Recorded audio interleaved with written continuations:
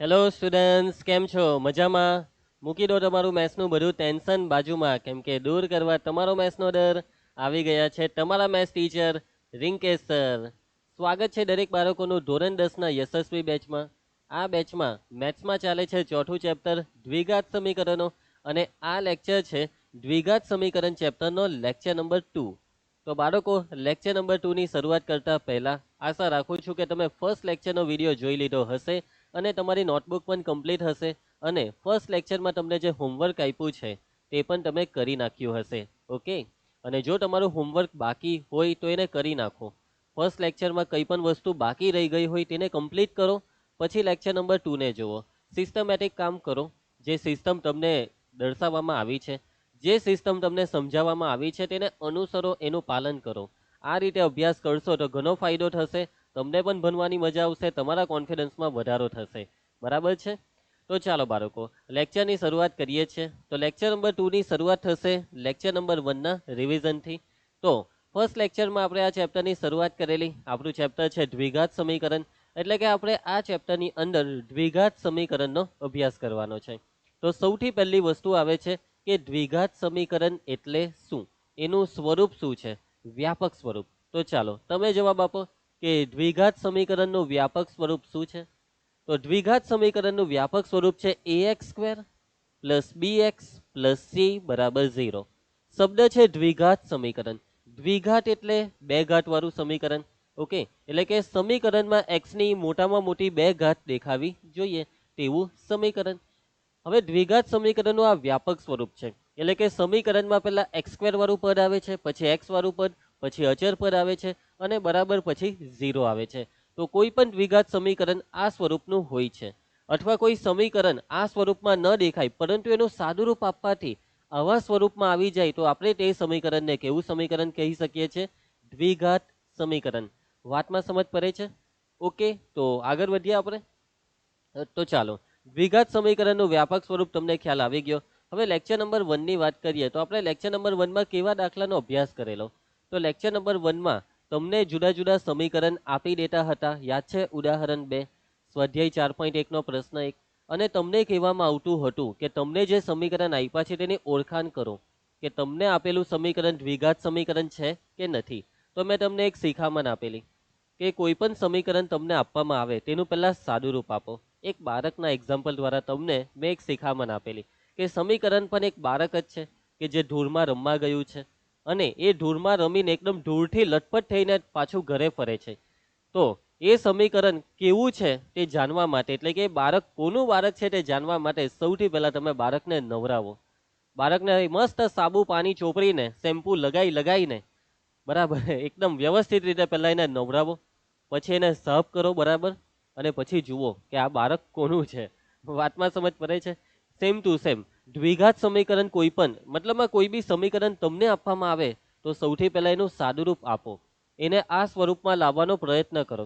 અને જો દ્વિઘાત સમીકરણના વ્યાપક સ્વરૂપમાં કોઈ પણ સમીકરણ ગોઠવાઈ શકે છે તો તે સમીકરણને દ્વિઘાત સમીકરણ કહેવાય. વાતમાં સમજ પડે છે ને? ઓકે, એના પછી બાળકો વ્યવહારુ દાખલા, એટલે કે એવા દાખલા પણ આપણે જોયા કે જેમાં તમને વ્યવહારિક રકમ આપવામાં આવતી હતી. તમને રકમમાં કેટલીક વસ્તુઓ વિશે વાત કરવામાં આવે, એના પરથી તમારે ધારવાનું હોય છે. આપેલી વસ્તુઓમાંથી જેને શોધવાનું હોય તેને એક્સ ધારવાનું હોય. યાદ આવે છે ને આ બધી વસ્તુ? અને પછી તમારે દ્વિઘાત સમીકરણ બનાવવાનું હોય છે. આવા દાખલાની રકમમાં સૂચના હોય છે કે આપેલ પરિસ્થિતિને ગાણિતિક સ્વરૂપમાં વ્યક્ત કરો. ગાણિતિક સ્વરૂપમાં વ્યક્ત કરો, અથવા તો પછી કેટલીક સૂચના એવી હોય છે કે આપેલી માહિતી પરથી દ્વિઘાત સમીકરણ બનાવો. એટલે કે આ પ્રકારના દાખલામાં ખાલી તમારે સમીકરણ બનાવવાનું, જેવું સમીકરણ બની જાય એટલે એ દાખલો પૂરો. સમજ પડે છે વાતમાં? તો એવા પણ આપણે દાખલાનો અભ્યાસ કરી ચૂક્યા છે. સો લાસ્ટ લેક્ચરમાં આપણા પહેલા બે ઉદાહરણ થઈ ગયા અને સ્વાધ્યાય 4.1 આખે આખું થઈ ગયું. તો હવે આપણે આ લેક્ચરમાં આગળ વધીએ. આઈ હોપ કે તમને ફર્સ્ટ લેક્ચરમાં બધી વસ્તુ ડિટેલમાં ખ્યાલ આવી ગયો હશે. ઓકે, હા, ઘણા બાળકોને કન્ફ્યુઝન થતી હોય છે આ ત્રીજું અને ચોથું ચેપ્ટર, કેમ કે બંને ચેપ્ટરમાં વ્યવહારુ દાખલા આવે છે, અને આ વ્યવહારિક દાખલામાં રકમ જે હોય છે તે એક જેવી જ હોય છે. બરાબર. તો મેં તમને એક ટેકનિક આપેલી, એક હિન્ટ આપેલી કે તમને જો ઈશારો, ગુણાકારનો કોઈ ઈશારો હોય, બરાબર, તમે ફર્સ્ટ લેક્ચરમાં જોયું હશે વ્યવહારુ દાખલા, તો એમાં ગુણાકારની વાત વધારે પડતી થતી હતી. યાદ આવે છે આ બધી વસ્તુ? તો બાળકો જ્યારે બે વ્યક્તિની વાત હોય, માની લો કે માતા અને પુત્રની વાત હોય કે પછી પિતા અને પુત્રની વાત હોય, તો નોર્મલી બાળક શું કરે કે પિતા માટે એક્સ લઈ લે, પુત્ર માટે વાય લઈ લે. આવી થિંકિંગ આપણી સેટ થઈ ગઈ ત્રીજા ચેપ્ટરમાં, દ્વિચલ સુરેખ સમીકરણ યુગ્મમાં. પરંતુ આ ચેપ્ટરમાં આપણે બે ચલ સાથે કામ નથી કરવાનું, એક્સ અને વાય સાથે કામ નથી કરવાનું, આપણે એક જ ચલ સાથે કામ કરવાનું છે. આપણે ખાલી એક્સ સાથે જ કામ કરવાનું છે, આપણે વાયને નથી આવવા દેવાનો. એટલે કે બાળકો તમને ખબર હશે કે વ્યવહારિક દાખલો ચોથા ચેપ્ટરનો છે, તો તમે વાયને નથી જવા દેવાના. પરંતુ તમને ખબર કેવી રીતના પડશે કે દાખલો ચોથા ચેપ્ટરનો જ છે? એના માટે તમને જોઈશે એક્સપિરિયન્સ. વધારેમાં વધારે દાખલાની પ્રેક્ટિસ કરો, પછી રકમને સમજો કે રકમ કયા સમીકરણનો ઈશારો કરે છે. જ્યારે પણ વ્યવહારિક રકમમાં ગુણાકારની વાત હોય, વર્ગની વાત હોય, ત્યારે એ રકમ દ્વિઘાત સમીકરણનો ઈશારો કરે છે તેવું સમજવાનું હોય છે. ઓકે, તો ઘણા બધા વ્યવહારુ દાખલા તમારી ટેક્સ્ટબુકમાં છે, અને એના કરતાં પણ ઘણા બધા વધારે બહારના દાખલા અને ઘણા બધા પીવાયક્યુ હું પણ તમને કરાવવાનો છું આ ચેપ્ટરની અંદર. આ ચેપ્ટર ટોટલ 4 લેક્ચરમાં પૂરું થશે, જેનો સેકન્ડ લેક્ચર અત્યારે આપણે કરીએ છીએ. ઓકે, તો ચાલો બાળકો તૈયાર થઈ જાઓ, એકદમ પરફેક્ટલી બેસી જાઓ વ્યવસ્થિત રીતે. અને જ્યારે પણ લેક્ચરમાં બેસો ત્યારે આગ્રહ એવો રાખો કે ખુરશી પર બેસો, ખુરશી પર પ્લાસ્ટિકની ખુરશી કે લાકડાની ખુરશી અથવા તો પલાઠી વાળીને નીચે જમીન પર બેસી જાઓ. કંઈક આસન બાસન પાથરવું હોય તો પાથરી લો, એમને બેસી જાય તો બી ચાલે. ઓકે, મસ્ત પાટિયું, નોટબુક, બોલપેન બધા સાધનો લઈને બેસવાનું, લેક્ચરને એકદમ ધ્યાનથી જોવાનું. તમે ફોનની સામે બેસીને જોતા હોય કે પછી તમારા લેપટોપની સ્ક્રીન કે કોમ્પ્યુટરની સ્ક્રીનની સામે, તો વ્યવસ્થિત એક તમારી પોઝિશન હોવી જોઈએ. ઓકે, આરામદાયક જગ્યાએ બેસવાનું નથી, સોફા, બેડ એવી જગ્યાએ બેસીને ભણવું એ અયોગ્ય કહેવાય. ઓકે, તમને મજા નહીં આવશે. જેટલું તમે તમારી જાતને, તમારા શરીરને કમ્ફર્ટ આપશો એટલું તમારું શરીર આળસ કરશે. બરાબર, ગમે ત્યારે ભટકી જશે, કોઈ બીજી દુનિયામાં પહોંચી જશે. બરાબર, તો ચાલો બાળકો લેક્ચર સ્ટાર્ટ કરીએ છીએ, લેક્ચર નંબર 2. અને આજના લેક્ચરનો ટોપિક છે અવયવીકરણની રીત. તો દ્વિઘાત સમીકરણ ચેપ્ટર આપણું. તો બાળકો જો સમીકરણની વાત આવે, કોઈ પણ ચેપ્ટરમાં જ્યારે સમીકરણ આવશે ત્યારે તે સમીકરણને ઉકેલવાનું તો આવવાનું જ છે. જે રીતે તમે ત્રીજા ચેપ્ટર દ્વિચલ સુરેખ સમીકરણ યુગ્મની અંદર દ્વિચલ સુરેખ સમીકરણ યુગ્મના દાખલાને ઉકેલ્યા હતા, યાદ છે ને તમને? આલેખની રીત, લોપની રીત, આદેશની રીત, આ 3 રીતનો તમે અભ્યાસ કરેલો સમીકરણને ઉકેલવા માટે. એવી રીતે જ આ ચેપ્ટરમાં પણ આપણે 2 રીત શીખવાની છે. સમીકરણને ઉકેલવાની 2 રીત છે. કેટલી છે? 2 રીત. કોઈ પણ દ્વિઘાત સમીકરણને ઉકેલવાની 2 રીત છે.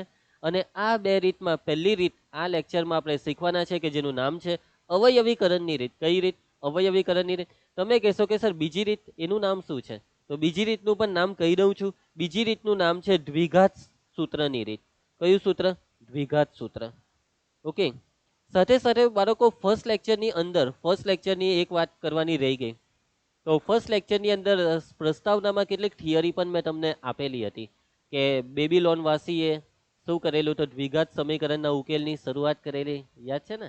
એના પછી બે ધન સંખ્યાનો સરવાળો અને ગુણાકાર આપેલો હોય તો તે પરથી સંખ્યા કેવી રીતે જાણી શકાય તે માટેની રીત બેબીલોન વાસી જાણતા હતા, યાદ છે? પછી યુક્લિડે શું કરેલું? લંબાઈ શોધવાની ભૌમિતિક રીત વિકસાવી. પછી અબ્રાહમ લિયાના હિસી કે મને એક્ઝેક્ટ નામ યાદ નથી. સો મતલબમાં આ કેટલીક થિયરીનો પણ આપણે અભ્યાસ કરેલો. આ બધી થિયરી યાદ રાખજો. તમને સાચું કેમ, તો મને તો બહુ ડિટેલમાં આ બધી થિયરી યાદ નથી, કે મારે પરીક્ષા આપવાની નથી. પણ પરીક્ષા તમારે તો આપવાની જ છે, તો તમારે ડિટેલમાં બધી વસ્તુને યાદ રાખવી પડશે. ઓકે, કોઈ પણ પ્રકારની થિયરિકલ ક્વેશ્ચન પણ બોર્ડની પરીક્ષામાં 1 માર્ક્સમાં આવી શકે છે. એના માટેની બી તૈયારી રાખો, 1 માર્ક્સ જતો નથી કરવાનો. ચાલો તો સ્ટાર્ટ કરીએ છીએ ટોપિકને. તો બાળકો સૌથી પહેલા આપણે સમજીશું દ્વિઘાત સમીકરણનો ઉકેલ. બાળકો ઉકેલનો મતલબ શું? કોઈ પણ સમીકરણ હોય, કોઈ બી સમીકરણ, તો તે સમીકરણનો આપણે ઉકેલ મેળવીએ છીએ. તો ઉકેલનો મતલબ શું? તો કે ભાઈ ઉકેલ એટલે સમીકરણમાં જે ચલ છે તે ચલની કિંમત. અને આ ચલની કેવી કિંમત? તો કે ભાઈ એ કિંમત કે જે આપેલા સમીકરણનું સમાધાન કરે. આપેલા સમીકરણનું સમાધાન કરતી ચલની કિંમતને આપેલા સમીકરણનો ઉકેલ કહેવાય. તો બાળકો દ્વિઘાત સમીકરણ, કયું સમીકરણ? દ્વિઘાત સમીકરણ. દ્વિઘાત સમીકરણનું વ્યાપક સ્વરૂપ શું છે?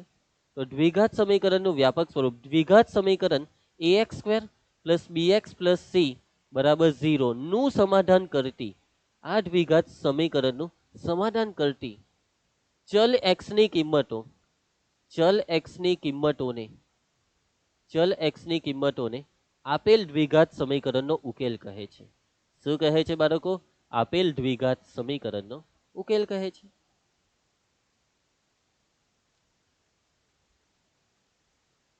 આપણી પાસે કોઈ બી સમીકરણ આવશે દ્વિઘાત સમીકરણ તે આ સ્વરૂપમાં હશે ax² + bx + c = 0 અને આ સમીકરણનું સમાધાન કરતી ચલ એક્સની કિંમતોને આ દ્વિઘાત સમીકરણનો ઉકેલ કહેવાય. ફોર એક્ઝામ્પલ આપણે એક એક્ઝામ્પલ લઈએ. એક્ઝામ્પલ તરીકે આપણે એક દ્વિઘાત સમીકરણ લઈએ છીએ x² - 3x + 2 = 0. બાળકો આ જે દ્વિઘાત સમીકરણ છે તો આ દ્વિઘાત સમીકરણનું સમાધાન કરતી એક્સની કોઈ કિંમતોને વિચારો. તમે વિચારો, ચાલો પ્રયત્ન કરો કે આ સમીકરણમાં હું x બરાબર કેટલા લઉં કે જેથી આ સમીકરણનું સમાધાન થાય. આ સમીકરણની ડાબી બાજુ અને જમણી બાજુ સરખી થઈ જાય તેવી એક્સની કઈ કિંમત હશે? તો બાળકો આપણે x બરાબર 1 લઈને ટ્રાય કરીએ. x બરાબર 1 લેતા આ જે સમીકરણ છે એની આ છે ડાબી સાઈડ LHS. LHSમાં આપણે એક્સની કિંમત 1 મૂકી દેવો એટલે કે અહીંયા 1² -3 x ની જગ્યા પર 1 ને આ છે +2. સાદુરૂપ આપો 1² 1 ઓછા 3 × 3 ને +2.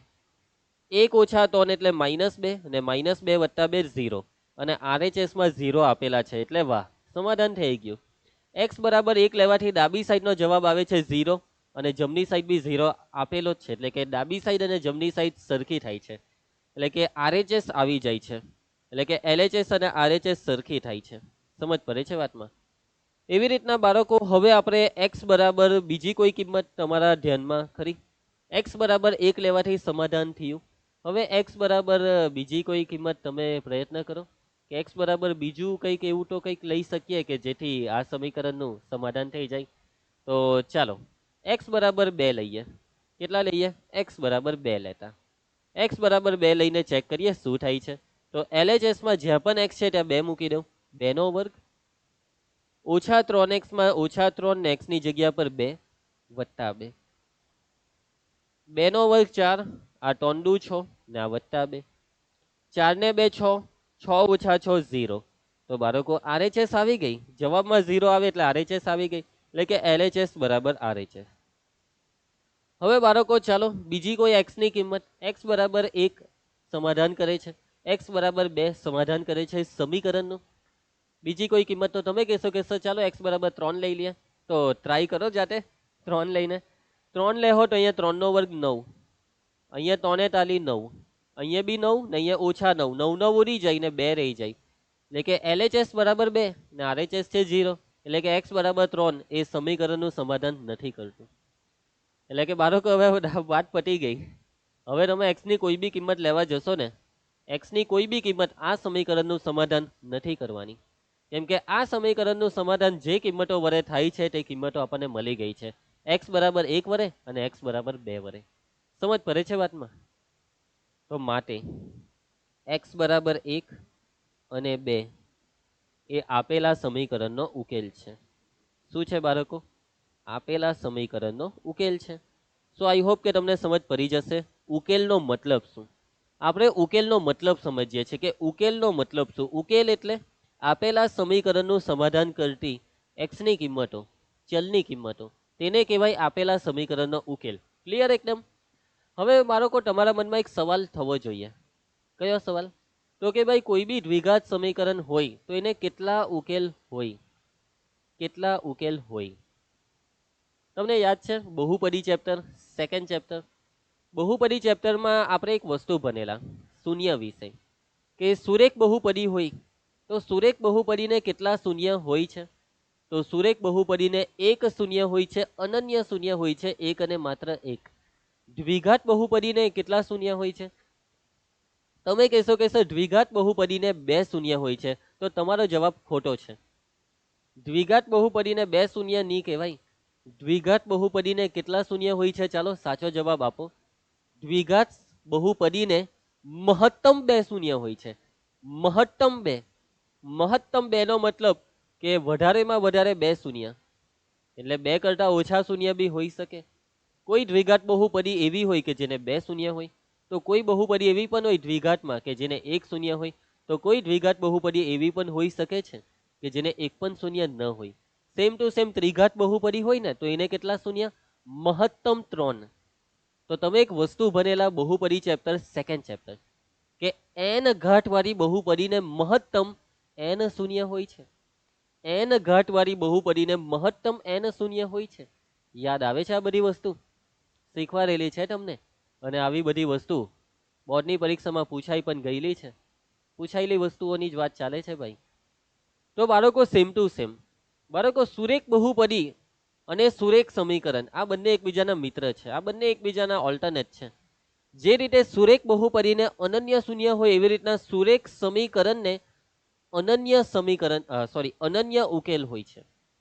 એવી રીતના દ્વિઘાત બહુપદીને કેટલા શૂન્ય હોય છે? તો દ્વિઘાત બહુપદીને મહત્તમ 2 શૂન્ય હોય છે. એવી રીતના દ્વિઘાત સમીકરણને મહત્તમ 2 ઉકેલ હોય છે. ઓકે, કોઈ પણ દ્વિઘાત સમીકરણ લેવું, કોઈ પણ દ્વિઘાત સમીકરણને કેટલા ઉકેલ હોય છે? કોઈ પણ દ્વિઘાત સમીકરણને મહત્તમ 2 ઉકેલ હોય છે. મહત્તમ 2 વાસ્તવિક ઉકેલ હોય છે. મહત્તમ 2 વાસ્તવિક ઉકેલ હોય છે. વાસ્તવિક ઉકેલ એટલે વાસ્તવિક સંખ્યા. ઓકે, વાસ્તવિકનો મતલબ વાસ્તવિક સંખ્યા. ક્લિયર છે? તો આ જે સમીકરણ આપણે લીધેલું ને પહેલું એક્ઝામ્પલ, તેમાં 2 ઉકેલ મળ્યા. 2 પછી ત્રીજું ઉકેલ ની જ મળે ગેરંટી છે ભાઈ. કેટલાક સમીકરણ એવા પણ હોય કે જેને એક જ ઉકેલ હોય અને કેટલાક એવા બી હોય કે જેને એક પણ ઉકેલ નથી. એવા સમીકરણના બી તમને એક્ઝામ્પલ આપી દઉં, એને તમે જાતે સોલ્વ કરવાનો પ્રયત્ન કરજો. ઓકે, એક્ઝામ્પલમાં સેકન્ડ એક્ઝામ્પલ હું તમને આપું છું. x² ઓછા 6x વત્તા 9 બરાબર 0. અને બાળકો આ સમીકરણનો ઉકેલ તમે જાતે શોધી જુઓ કે x ની કઈ કિંમત આ સમીકરણનો સમાધાન કરશે અને કેટલી કિંમત, 1 કિંમત, 2 કિંમત, 3 કિંમત. 3 તો પોસિબલ જ નથી. સમજ પડે છે વાતમાં? અને હજી એક એક્ઝામ્પલ તમને આપું છું. અને એક્ઝામ્પલ શું આપવું? x² પ્લસ x વત્તા 5 બરાબર 0. 1 મિનિટ આપો, વાંધો તો નહીં આવે ને? ના, થઈ ગયું આ સમીકરણ. ઓકે, હવે બાળકો આ 2 સમીકરણ હું તમને જાતે હોમવર્ક માટે આપું છું. તમારે ખાલી એટલું વિચારવાનું છે કે આ બંને સમીકરણનું સમાધાન કરતી x ની કેટલી કિંમતો છે. આ તમારું એક નાનકડું હોમવર્ક છે. બાકી મોટું હોમવર્ક ને તો વાર છે હજી. ઓકે, હવે બીજી એક વસ્તુ કે બાળકો ઉકેલ જે છે ને, ઉકેલ શબ્દ, ઉકેલ, તો ઉકેલને બીજ પણ કહે છે. ઉકેલને બીજ પણ કહે છે. દ્વિઘાત સમીકરણનો ઉકેલ એટલે કે દ્વિઘાત સમીકરણનું બીજ. દ્વિઘાત સમીકરણનું બીજ એટલે દ્વિઘાત સમીકરણનો ઉકેલ. વાતમાં સમજ પડશે? ઉકેલ એટલે બીજ, બીજ એટલે ઉકેલ. બોલો જોરમાં એકદમ. ઉકેલ એટલે બીજ, બીજ એટલે ઉકેલ, ઉકેલ એટલે બીજ, બીજ એટલે ઉકેલ. ખ્યાલ આવી જશે? આગળ વધીએ ચાલો. સો આઈ હોપ કે તમને આ ટોપિક ક્લિયર કે ઉકેલનો મતલબ શું. એના પછી હવે જુઓ બોર્ડની પરીક્ષામાં કેવા ક્વેશ્ચન પૂછાય છે આ ટોપિકને રિલેટેડ. નીચે આપેલા સમીકરણોમાંથી એક સમીકરણનો ઉકેલ 3 છે, તો તે સમીકરણ ખાલી જગ્યા છે. તમને ઓપ્શનમાં 4 સમીકરણ આપ્યા અને તમને કીધું છે કે આ 4 સમીકરણમાંથી કોઈ એક સમીકરણ એવું છે કે જેનો ઉકેલ છે 3. તો એ કયું સમીકરણ તે તમારે શોધવાનું છે. તો બહુ સિમ્પલ યાર. ઉકેલ છે 3. ઉકેલનો મતલબ શું? ઉકેલ એટલે સમીકરણનું સમાધાન કરે એને ઉકેલ કહેવાય. તો 3 વડે કયા સમીકરણનું સમાધાન થાય તે શોધી કાઢો. વાતમાં સમજ પડે છે ને? ઉકેલ છે 3 એટલે કે 3 વડે સમીકરણનું સમાધાન થવું જોઈએ. તો બધા ઓપ્શનને ચેક કરો એક પછી એક, 4 ઓપ્શનને ચેક કરો. દરેક ઓપ્શનમાં x બરાબર 3 મૂકી દો. ઉકેલ એટલે x ની કિંમત x બરાબર 3 ને આ 4 સમીકરણમાં એક પછી એક મૂકો. ચાલો પહેલા સમીકરણમાં મૂકીને ચેક કરીએ. જે સમીકરણ વડે x બરાબર 3 વડે જે સમીકરણનું સમાધાન થાય, x બરાબર 3 વડે જે સમીકરણનું સમાધાન થાય તે ઉકેલ છે. ચાલો તો જોઈએ. x ની કિંમત 3 આમાં મૂકી દેવો. 3 નો વર્ગ એટલે 9 ઓછા અહીંયા 9 3 ને આ છે ઓછા 6. તો 9 ઓછા 3 એટલે 6, 6 ઓછા 6 બરાબર 0. આવી ગયું, 0 આવી ગયા. એટલે કે બાળકો આ પહેલું સમીકરણ, પહેલા સમીકરણનો ઉકેલ 3 છે કેમ કે 3 વડે પહેલા સમીકરણનું સમાધાન થઈ ગયું. એટલે ઓપ્શન એ છે જવાબ. પટી ગયો બાળકો દાખલો. પહેલો જ ઓપ્શન એ ઉકેલ બની ગયો. પહેલા જ ઓપ્શને સમાધાન કરી નાખ્યું. પણ જો હવે તમે બીજો ઓપ્શન ટ્રાય કરીએ. આ બીજા ઓપ્શનમાં x બરાબર 3 લઈએ તો 3 નો વર્ગ 9, x બરાબર 3 ને આ છે ઓછા 6. 9 ને 3 12, 12 માંથી 6 જાય તો 6. એટલે જુઓ સમાધાન નથી થતું, સમાધાન થતું નથી. સમજ પડે છે વાતમાં? એવી રીતના તમે આમાં ટ્રાય કરો. જો આમાં ટ્રાય કરશો x બરાબર 3 તો 3 નો વર્ગ 9 ઓછા 3 વત્તા 6. 9 માંથી 3 જાય તો 6, 6 વત્તા 6 એટલે 12. સમાધાન થતું નથી. ને આમાં ચેક કરો, x બરાબર 3 લઈને 3 નો વર્ગ 9, અહીંયા 3 ને અહીંયા 6, તો આ થશે 18. એટલે સમાધાન થતું નથી. એટલે કે પહેલા સમીકરણમાં x બરાબર 3 લેવાથી સમાધાન થયું, બાકીના 3 માં નહીં થયું. જેના વડે સમાધાન થાય તેમાં ઉકેલ કહેવાય. તે સમીકરણ આપેલા તે સમીકરણનો ઉકેલ x બરાબર 3 કહેવાય. તો આઈ હોપ કે તમને ખ્યાલ આવશે વસ્તુમાં. બહુ સિમ્પલ વસ્તુ છે. બેઠા માર્ક લેવાય આવા પ્રશ્ન બોર્ડમાં પૂછાય તો 1 માર્કમાં. સમીકરણ ખાલી જગ્યાનો એક ઉકેલ 3 છે, જુલાઈ 2016. આ 4 ઓપ્શનમાંથી કયા સમીકરણનો ઉકેલ છે 3? બેઠો આગળ જેવો એકદમ સિમ્પલ. ઉકેલ છે 3 એટલે x બરાબર 3. x બરાબર 3 નું કયા સમીકરણમાં સમાધાન થશે તે ચેક કરવાનું છે. તો ઓપ્શન ચેક કરવાનું ચાલુ કરી દો. x ની કિંમત 3, 3 નો વર્ગ 9, અહીંયા 3 મૂકીએ તો 7 * 21 ને આ છે ઓછા 12. તો ચાલો સાદુરૂપ 9 ઓછા 21 કેટલા થશે? -12. અને -12 ને -12 એટલે -24. જવાબમાં 0 આવવો જોઈએ, એટલે સમાધાન થતું નથી. ચલો આમાં x બરાબર 3 લઈને ટ્રાય કરીએ. 3 નો વર્ગ 9, 7 * 21 ઓછા 12. 21 ને 9 30, 30 માંથી 12 જાય તો 18. સમાધાન થતું નથી. આમાં x બરાબર 3 લઈએ તો 3 નો વર્ગ 9, 7 * 21 ને વત્તા 12. ભાઈ સરવાળો 0 આવે જ નહીં. એમ સરવાળો કરવાનો કઈ મતલબ જ નહીં મળે. જવાબમાં 0 આવવાનો જ નથી. છતાં બી કરી નાખીએ તો 21 ને 9 30 ને 10 40 ને 2 42. એટલે છેલ્લે આ જે ઓપ્શન બાકી રહ્યો તેમાં સમાધાન થવાનું જ છે. એવો જ મતલબ થયો ને. પહેલા 3 માં નહીં થયું તો એક તો સાચું પડે જ ને. 3 નો વર્ગ 9, 7 * 21 વત્તા 12. 9 ઓછા 12 સોરી 9 ઓછા 21 એટલે ઓછા 12. ઓછા 12 વત્તા 12 થાય 0. એટલે આ છે. એટલે કે ઓપ્શન ડી x બરાબર 3 આ સમીકરણ એ x બરાબર 3 નું સમાધાન કરે છે. બરાબર. x ની કિંમત 3 લેવાથી આ સમીકરણનું સમાધાન થાય એટલે આ છે ઉકેલ. મીન્સ કે આ સમીકરણનો ઉકેલ છે x બરાબર 3. ખ્યાલ આવે છે ને વસ્તુમાં? આગળ વધીએ. ચાલો નેક્સ્ટ. એના પછી દ્વિઘાત સમીકરણ x² - 2 બરાબર 0 નો ઉકેલ ખાલી જગ્યા છે. તો બાળકો તમને જે 4 ઓપ્શન આપેલા છે, આ 4 ઓપ્શનમાંથી કયા ઓપ્શન આ સમીકરણનું સમાધાન કરે? જે ઓપ્શન આ સમીકરણનું સમાધાન કરે તેને ઉકેલ કહેવાય.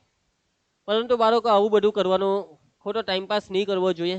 એકચ્યુઅલી આ ક્વેશ્ચન ખોટી જગ્યાએ લેવાઈ ગયો છે. એક કામ કરું, આનું સ્થાન બદલી કાઢું છું. મારે પહેલા તમને અવયવીકરણની રીત શીખવાડવાની છે, પછી મારે તમને આ ક્વેશ્ચન કરાવવો જોઈએ. હું આને નીચે લઈ લઉં. ઉભા રહેવો.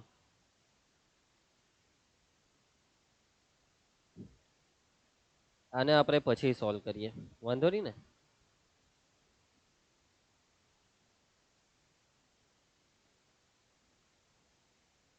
ચાલો એને મેં ઉચકીને બીજે લઈ ગયો. ઓકે ચાલો આના પછી આપણે આગળ વધીએ. મેઇન વસ્તુ પર આવીએ, અવયવીકરણની રીત. આગળ જે દાખલો હતો તેને કરાવીશ આજ લેક્ચરમાં, પરંતુ થોડીક વાર પછી. પહેલા આપણે ઉદાહરણ બધા કરીએ, સ્વાધ્યાય કરીએ, આ રીતને સમજીએ. તો બાળકો દ્વિઘાત સમીકરણનો જે ઉકેલ છે, અહીંયા આપણે દ્વિઘાત સમીકરણનો ઉકેલની વાત કરી ને અહીંયા દ્વિઘાત સમીકરણના ઉકેલની. હવે દ્વિઘાત સમીકરણનો ઉકેલ એટલે આપણે ઉકેલ એટલે જે સમીકરણનું સમાધાન કરે તેને ઉકેલ કહેવાય. તો સમીકરણમાં x ની કઈ કિંમત વડે સમાધાન થાય તે કિંમત આપણે વિચારીએ કેવી રીતના? શું આવી રીતના ટૂંકા માર પદ્ધતિ? ચાલો x બરાબર 1 લઈને ચેક કરીએ, 2 લઈને ચેક કરીએ, 3 લઈને, 4 લઈને, 5 લઈને, 6 લઈને, 0 લઈને, -1 લઈને, -2 લઈને, -3 લઈને. અલા બહુ વાર લાગે ને, ટાઈમ કેટલો જાય? એટલે ટૂંકા માર પદ્ધતિ એવું નહીં ચાલે. એટલે કે કોઈ એવી રીત હોવી જોઈએ કે જે રીત તમને આપેલા સમીકરણનો ફટાફટ ઉકેલ આપી દે. તો દ્વિઘાત સમીકરણને ઉકેલવાની કેટલી રીત છે ખબર છે? 2 રીત છે. સાચી વાત કરું ને તો 3 રીત છે. પણ 3 રીતમાંથી એક રીત તમારા સિલેબસમાંથી નીકળી ગઈ, કરી નાખી. 3 રીત હતી પહેલા, 1 વર્ષ પહેલા જે જૂનો સિલેબસ હતો તેમાં ટોટલ 3 મેથડ હતી. પહેલી રીત છે અવયવીકરણની રીત, બીજી રીતનું નામ હતું પૂર્ણ વર્ગની રીત. કઈ રીત? પૂર્ણ વર્ગની રીત, કે જેને સિલેબસમાંથી કરી નાખી. આ જે પૂર્ણ વર્ગની રીત છે ને તે બાળકોને બહુ તકલીફ બી બહુ આપતી, બાળકોને બિલકુલ ગમતી નહીં, બાળકો એનાથી દૂર ભાગે, બાળકો એને જોઈને કશે સંતાઈ જાય, પૂર્ણ વર્ગની રીત. પરંતુ હવે પૂર્ણ વર્ગની રીતને જ કરી નાખી એટલે બાળક ખુશ, બાળક એન્જોયમેન્ટ. ચાલો, તો બે રીતમાં હવે અવયવીકરણની રીત અને બીજી રીત છે દ્વિઘાત સૂત્ર. અવયવીકરણની રીત, આ રીતમાં કરવાનું શું? કઈ નથી, કઈ નવું નથી. તમને આ રીત આવડે છે, આ રીત તમને આવડે છે. હા, તમે જ, તમને આ રીત આવડે છે. તમે બહુપદી ચેપ્ટરમાં આ રીત શીખી લીધી છે. અવયવીકરણની રીતમાં તમારે આપેલા દ્વિઘાત સમીકરણમાં જે બહુપદી હોય છે તેના અવયવ પાડવાના. અવયવ પાડતા તમને આવડે છે ભાઈ, તમને આવડે છે અવયવ પાડતા. તમે 8મા ધોરણથી અવયવ પાડો છો, 8મું ધોરણ, 8મું, 9મામાં બી પાડ્યા અને 10મામાં બી. તમને બહુપદી ચેપ્ટરમાં બહુ બધા દાખલા કરાવ્યા અવયવ પાડવાના, યાદ આવે છે? તો એ જ રીત બાળકો, અવયવીકરણની રીતમાં અવયવ પાડવાના હોય છે. શું પાડવાના હોય છે? અવયવ પાડવાના હોય છે. અવયવીકરણની રીતમાં અવયવ પાડવાના હોય છે. તો બાળકો ચાલો દાખલાની શરૂઆત કરીએ અને આ રીતને સમજીએ. એકચ્યુઅલી આ રીત તમને મસ્ત પરફેક્ટ આવડતી જ છે, એક પ્રકારનું રિવિઝન છે એવું સમજો, હે ને? ચાલો ચાલુ કરીએ. તો સમીકરણ 2x² - 5x + 3 = 0 ના બીજ અવયવ પાડીને શોધો. અવયવ પાડીને શોધોનો મતલબ અવયવીકરણની રીત. અવયવીકરણની રીતમાં અવયવ પાડવાના હોય છે. ઉદાહરણ 3, ચાલો ચાલુ કરીએ. સૌથી પહેલા આ સમીકરણને લખી નાખો કે અહીં સમીકરણ શું છે? 2x² - 5x + 3 = 0. યાદ છે ને કેવી રીતના અવયવ પાડી શકાય? શું કરવાનું હોય છે? તો બાળકો સૌથી પહેલા આપેલું સમીકરણ વ્યાપક સ્વરૂપમાં હોવું જોઈએ અને પ્રથમ પદ ધન હોવું જોઈએ. આ મેઇન વસ્તુ. વ્યાપક સ્વરૂપનો મતલબ કે ઘાતના ઉતરતા ક્રમમાં બહુપદી હોવી જોઈએ. હવે આ x² નો સહગુણક 2 અને અચળ પદ છેલ્લે 3, આ બેનો ગુણાકાર કરવાનો. 3 દુ 6. હવે આ 6 ના એવા બે અવયવ વિચારો કે જેનો સરવાળો મધ્યમ પદ 5 થાય. અત્યારે ચિહ્ન પર ધ્યાન નહીં આપો. 6 ના એવા બે અવયવ જેનો સરવાળો 5. મેં કેમ સરવાળો બોલું છું? બાદબાકી 5 નહીં ચાલે? ના. અંતિમ પદ વત્તા હોય તો અવયવ જે લાવો છો તે સરવાળો લેવાનો હોય છે અને અંતિમ પદ જો ઓછા હોય તો તમે જે અવયવ લાવશો તેની બાદબાકી લેવાની હોય છે. અંતિમ પદ નક્કી કરશે કે અવયવનો સરવાળો લેવાનો કે બાદબાકી. યાદ આવે છે ને? તમને કેમ છું? અંતિમ પદ વત્તા અવયવનો સરવાળો, અંતિમ પદ ઓછા અવયવની બાદબાકી. તો 6 ના અવયવ 3 દુ 6 અને 3 ને 2 નો સરવાળો શું 5 થાય છે? હા, 3 ને 2 5. અને જો તમે એવું વિચારશો કે સર 6 ના અવયવ લઈએ, 6 એકા 6, 6 માંથી 1 જાય તો આ 5 આવી ગયા, તો નહીં, ખોટું, તદ્દન ખોટું. તમારો દાખલો ખોટો. 6 એકા 6, 6 માંથી 1 જાય તો 5, આવું તમે વિચારીને આખો દાખલો ગણશો તો તમારો જવાબ ખોટો આવશે, તમારો જવાબ નહીં આવશે. અંતિમ પદ વત્તા એટલે ભાઈ સરવાળો જ. 6 એકા 6, 6 ને 1 5 નહીં થાય, 6 ને 1 7 થાય. ભૂલ નહીં કરતા. હવે બાળકો હવે ચિહ્ન પર આવો. 5 નું ચિહ્ન છે માઇનસ. તો 3 ને 2 ને કયું ચિહ્ન આપવાથી -5 આવે? તો બેવને માઇનસ આપી દઉં તો -3 ને -2 એટલે -5 આવી જશે. હવે બાળકો મધ્યમ પદના ટુકડા કરવાના હોય છે. હવે મેં તમને કીધેલું એક શોર્ટકટ આપેલી કે જો x² નો સહગુણક 1 હોય, x² નો સહગુણક 1 હોય તો ડાયરેક્ટ અવયવ લખી દેવાના. બોર્ડની પરીક્ષામાં તમારો કોઈ માર્ક નહીં કપાય, બિલકુલ એક બી માર્ક નહીં કપાશે, ડાયરેક્ટ અવયવ લખી દેવાના છે. પરંતુ જો x² નો સહગુણક 1 નથી તો તમારે સ્ટેપ બતાવવા પડશે, મધ્યમ પદને તોડવું પડશે. x² નો સહગુણક 1 હોય તો ડાયરેક્ટ અવયવ લખાશે, બાકી નહીં લખાય. અહીંયા છે -5x, તો એનો મતલબ કે આ છે -3x ને -2x. આ -5x ના ટુકડાઓ છે, મધ્યમ પદના ટુકડાઓ છે. પહેલું પદ જેમ છે તેમ બેઠું, મધ્યમ પદ -5x ના ટુકડા લખો, -3x ને -2x. આ બે ટુકડા આગળ પાછળ થઈ જાય તો બી ચાલે. +3 = 0. હવે પહેલા બે માંથી જે કંઈ બી કોમન નીકળે તે બધું જ કોમન કાઢી લો. ધ્યાનથી જોવાથી ખબર પડે કે ખાલી x જ કોમન નીકળે છે. તો કૌંસમાં જે વધ્યું હોય તે કૌંસમાં, તો 2 વધે છે. x² એટલે કે 2 વખત x, પહેલો એક્સ બહાર તો બીજો એક્સ અંદર, બેની બાજુમાં ઓછા. હવે એક્સ તો બહાર નીકળી ગયો એટલે કેટલા વધ્યા? 3 વધ્યા. ઓછા આ બેમાંથી શું કોમન નીકળે? 2 અને 3 માંથી કંઈ જ કોમન નહીં નીકળે એટલે એકને સામાન્ય લો. એકને કોમન કાઢીએ તો આ જે છે તે બેઠું લખવાનું, પરંતુ જો બહાર માઇનસનું ચિહ્ન આવે ત્યારે અંદર જે બી લખો કૌંસમાં તેના ચિહ્ન બદલાઈ જાય છે, ઉલટાઈ જાય છે. ઓછા હોય તો વત્તા, વત્તા હોય તો ઓછા. એટલે કે આ ઓછા 2x નું થશે વત્તા 2x ને વત્તા 3 નું થશે ઓછા 3 બરાબર 0. આ બંને કૌંસ સરખા આવવા જોઈએ. જો આ બે કૌંસ તમારા સરખા નથી આવતા તો એનો મતલબ તમારો દાખલો ખોટો, તમે કશે ભૂલ કરી છે. પહેલો અવયવ તો કે ભાઈ 2x ઓછા 3 અને બીજો અવયવ તો કે ભાઈ x ઓછા 1, એના બરાબર છે 0. 0 સાથે બેવને સરખાવવાનું હોય છે. 2x ઓછા 3 બરાબર 0 ઓર x ઓછા 1 બરાબર 0. ઓછા 3 ને સામે લઈ જાઓ તો 2x બરાબર વત્તા 3, ઓછા 1 ને સામે એટલે x બરાબર વત્તા 1. હવે આ 2 જશે છેદમાં એટલે x બરાબર 3 ના છેદમાં 2. આમાં x બરાબર 1 આવી ગયું છે, x ની કિંમત આવી ગઈ છે. સો આ જે તમને x ની કિંમત મળી ને, આ x ની કિંમત એ આપેલા સમીકરણનો ઉકેલ છે, આપેલા સમીકરણનું બીજ છે, આપેલા સમીકરણનું બીજ છે, આપેલા સમીકરણનો ઉકેલ છે. નીચેથી માટે સમીકરણના બીજ કોણ છે? સમીકરણના બીજ 3/2 અને 1 છે. આ 3/2 અને 1 એ આપેલા સમીકરણના શું છે ભાઈ? બીજ છે. જવાબ આવી ગયો, એકદમ સિમ્પલ. ખ્યાલ આવશે તમને?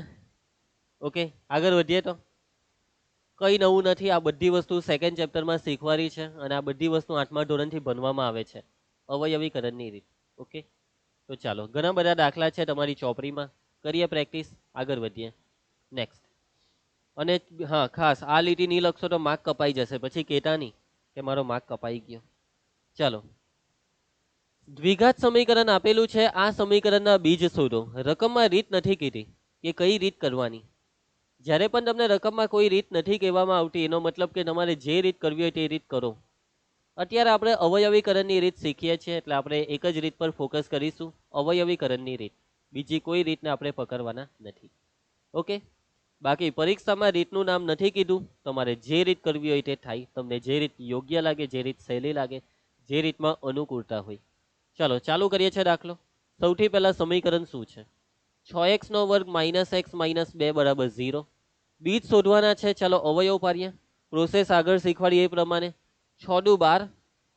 ચાલો 12 ના એવા બે અવયવ વિચારો કે જેની બાદબાકી કેટલી થાય? 1 થાય. સમજ પડશે? 12 ના એવા બે અવયવ કે જેની બાદબાકી કેટલી થાય? 1 થાય. કેટલી થાય? 1. અહીંયા x ની આગળ કોઈ સંખ્યા નથી દેખાતી તો શું સમજવાનું? 1 સમજવાનું. સમજ પડે છે ને વાતમાં કે કેમ બાદબાકી? અંતિમ પદ ઓછા છે એટલે બાદબાકી. 12 ના કયા બે અવયવની બાદબાકી 1 થશે? વિચાર્યું? યસ, 4 ટાલી 12. 4 માંથી 3 જાય તો 1. 1 નું ચિહ્ન કયું છે? તો 1 નું ચિહ્ન છે માઇનસ. તો 4 ને 3 ને ઓબ્વિયસલી કે આ માઇનસ નું ચિહ્ન 4 ને તો આપી દેવું પડે, મોટી સંખ્યાને. હવે 3 ને વત્તા આપું તો આ બે 4 અને 3 ની બાદબાકી, ચિહ્ન જુદા હોય તો જ બાદબાકી થાય. અને આ બે ની બાદબાકી 4 માંથી 3 જાય તો 1 અને મોટા 4 એટલે 4 નું માઇનસ તો નીચે 1 ને બી માઇનસ આવી જશે. સમજ પડે? ચિહ્ન આપતા શીખો યાર. હવે ડાયરેક્ટ અવયવ ક્યારે લખાય કે ભાઈ પહેલો અવયવ x ઓછા 4 ને બીજો અવયવ આ છે x વત્તા 3, કે જ્યારે x² નો સહગુણક 1 હોય ત્યારે. પરંતુ અહીંયા x² નો સહગુણક 1 નથી એટલે ડાયરેક્ટ અવયવ નહીં લખાય. મધ્યમ પદને તોડો. મધ્યમ પદ છે -1x તો એના ટુકડા છે -4x ને વત્તા 3x. ચાલો, તો 6x નો વર્ગ, મધ્યમ પદ -x ના ટુકડાઓ લખી નાખો. ટુકડામાં કોઈ બી ટુકડો તમે પહેલા લખી શકો. ચાલો, આ બેમાંથી કોમન શું નીકળે? જો x તો કોમન નીકળવાનો જ, અને 6 અને 4 બંને બેકી સંખ્યા છે, યુગ્મ સંખ્યા, 2 કોમન નીકળે. 6 એટલે 2 ટાલી 6, 4 એટલે 2 દુ 4, બંનેમાં બગડો તો છે જ અવયવમાં, એટલે 2 કોમન નીકળે અને x એટલે 2x કોમન. 2 ટાલી 6 નો 3 અંદર, x² નો 1x બાર તો બીજો x અંદર, માઇનસ 4 માંથી 2 ને કોમન તો 2 દુ 4 નો બગડો અંદર, x ને બહાર કાઢી લીધો છે એટલે કૌંસ પૂરો, વત્તા આ બે માંથી કઈ કોમન નીકળે? 3 અને 2 માંથી કઈ કોમન નહીં નીકળે એટલે 1 ને કોમન, એકને કોમન કાઢીએ એટલે જે છે તે બેઠું લખવાનું. બહાર વત્તા હોય તો ચિહ્નનું ટેન્શન નથી, પણ બહાર ઓછા હોય તો કૌંસની અંદરના પદોના ચિહ્ન બદલી નાખવાના. એકને કોમન કાઢ્યું, ચાલો બેઠું લખી નાખો. 3x ઓછા 2 એના બરાબર 0. સાદું રૂપમાં આગળ વધો. આ બેવ કૌંસ સરખા આવવા જોઈએ, તો આવે છે આપણું. તો બીજા કૌંસમાં 2x વત્તા 1 બરાબર 0. 0 સાથે બેવને સરખાવો. 3x ઓછા 2 બરાબર 0, અથવા તો 2x વત્તા 1 બરાબર 0. x ને કરતા બનાવો. 3x બરાબર ઓછા 2 સામે એટલે વત્તા 2. 2x બરાબર વત્તા 1 ને સામે ઓછા 1. x બરાબર 2, આ 3 ક્યાં જવાના? છેદમાં. સેમ આમાં બી x બરાબર -1 છેદમાં 2. તો આ જે તમને x ના જવાબો દેખાય છે તે આપેલા સમીકરણના શું છે ભાઈ? બીજ. માટે આપેલા સમીકરણના બીજ શું છે ભાઈ? આપેલા સમીકરણના બીજ 2/3 અને -1/2 છે. તો આ છે જવાબ 2/3 અને -1/2. ઓકે, ખ્યાલ આવી જશે છે ને? સિમ્પલ એકદમ. તો આપણે આગળ વધીએ. નેક્સ્ટ, તમને આ દ્વિઘાત સમીકરણ આપેલું છે, આના બીજ શોધવાના છે. બાળકો આ દાખલામાં રીત નથી કીધી, પરંતુ આપણે તો કરવાના અવયવીકરણની રીત. આ દાખલામાં અવયવીકરણની રીત તમને તકલીફ આપશે, થોડીક તકલીફ ઊભી થશે. તકલીફ કેમ? કેમ કે ભાઈ અહીંયા જોવાની વર્ગમૂળ 6 આપેલા છે એટલે તકલીફ. એટલે કે આ દાખલો જો બોર્ડની પરીક્ષામાં પૂછાય તો તમારે કઈ રીત કરવી જોઈએ? તમારે કરવી જોઈએ દ્વિઘાત સૂત્રની રીત. દ્વિઘાત સમીકરણની રીત આવા અટપટા દાખલા માટે ઈઝી પડે. અવયવીકરણની રીત આગળના જે 2 દાખલા કર્યા તેમાં ચાલે. અવયવીકરણની રીત કેવું છે કે કેટલાક દાખલામાં મજા આવે તો કેટલાક દાખલામાં તકલીફ બી આપે. જ્યારે દ્વિઘાત સમીકરણની રીત ન્યુટ્રલ છે, બધા દાખલામાં એક જેવું જ. એમ દ્વિઘાત સૂત્રની રીત છે ને, તેમાં એક સૂત્ર જ છે બેઠું. એ સૂત્રમાં કેટલીક કિંમતો મૂકીએ અને સાદું રૂપ આપીએ એટલે ડાયરેક્ટ x મળી જાય. જે x આપણે અહીંયા આવી રીતના શોધીએ છીએ ને અવયવ કરીને, તે x દ્વિઘાત સૂત્રની રીતમાં એક સૂત્ર દ્વારા ડાયરેક્ટ સીધે સીધું મળી જાય. પરંતુ બાળકો બોર્ડની પરીક્ષા તમારી સાથે કેવી રીતના રમત રમે ખબર? આવા દાખલામાં જાણી જોઈને અવયવીકરણની રીત તમારી પાસે માંગે. તમને જાણી જોઈને કહેશે રકમની અંદર કે ભાઈ અવયવીકરણની રીતે જ આ દાખલો કરો. મેં તમને બતાવવા બોર્ડની પરીક્ષામાં આવા દાખલા પૂછાયેલા છે. જ્યારે પીવાયક્યુ હમણાં આવશે ને ત્યારે તમને બતાવવા કે કેવા ખેલ તમારી સાથે થાય. એટલે મારે તો તમને રીત શીખવાડવી જ પડે. આવા દાખલામાં બી તમને શીખવાડવું તો પડે જ કે અવયવીકરણની રીત કરીએ કેવી રીતના. તો જુઓ, પ્રોસેસમાં કંઈ નવું નથી, પ્રોસેસ તો એ જ છે. ચલો, પહેલા સમીકરણ 3x નો વર્ગ -2 વર્ગમૂળ 6x વત્તા 2 બરાબર 0. પ્રોસેસ તમને ખબર છે ભાઈ કે ભાઈ આપણે આ 3 નો ને 2 નો ગુણાકાર કરવાનો છે. 3 દુ 6. હવે આ 6 ના એવા 2 અવયવ વિચારવાના કે જેનો સરવાળો થાય 2 વર્ગમૂળ 6. 6 ના એવા 2 અવયવ જેનો સરવાળો 2 વર્ગમૂળ 6. હવે તમે કહેશો કે સર 3 દુ 6, 3 ને 2 તો કે ભાઈ 5. આવા વિચાર નહીં ચાલે આમાં. 6 ના અવયવ 3 દુ 6 આવું વિચારવાથી આ દાખલો નહીં થાય. ભાઈ સરવાળો 2 વર્ગમૂળ 6 લાવવાનો છે. તમે કહેશો કે સર 6 એકા 6, 6 ને 1 7 થાય ભાઈ. તો વાતને સમજો. અહીંયા મધ્યમ પદ છે 2 વર્ગમૂળ 6. મધ્યમ પદ શું છે? મધ્યમ પદ છે 2 વર્ગમૂળ 6. ચિહ્નને અત્યારે નહીં જોવો, ચિહ્ન ગયું ટેલ લેવા. મતલબમાં આજે તમને મધ્યમ પદ દેખાય છે ને, તેમાં આજે તમને વર્ગમૂળ 6 દેખાય છે, તો તમારે વર્ગમૂળ 6 લાવવા પડશે 6 ના અવયવમાં. વાતને સમજો. તમને આજે 6 દેખાય છે તે 6 ના અવયવમાં વર્ગમૂળ 6 લાવવા પડે. સમજ પડી? તો સરવાળામાં વર્ગમૂળ 6 આવશે.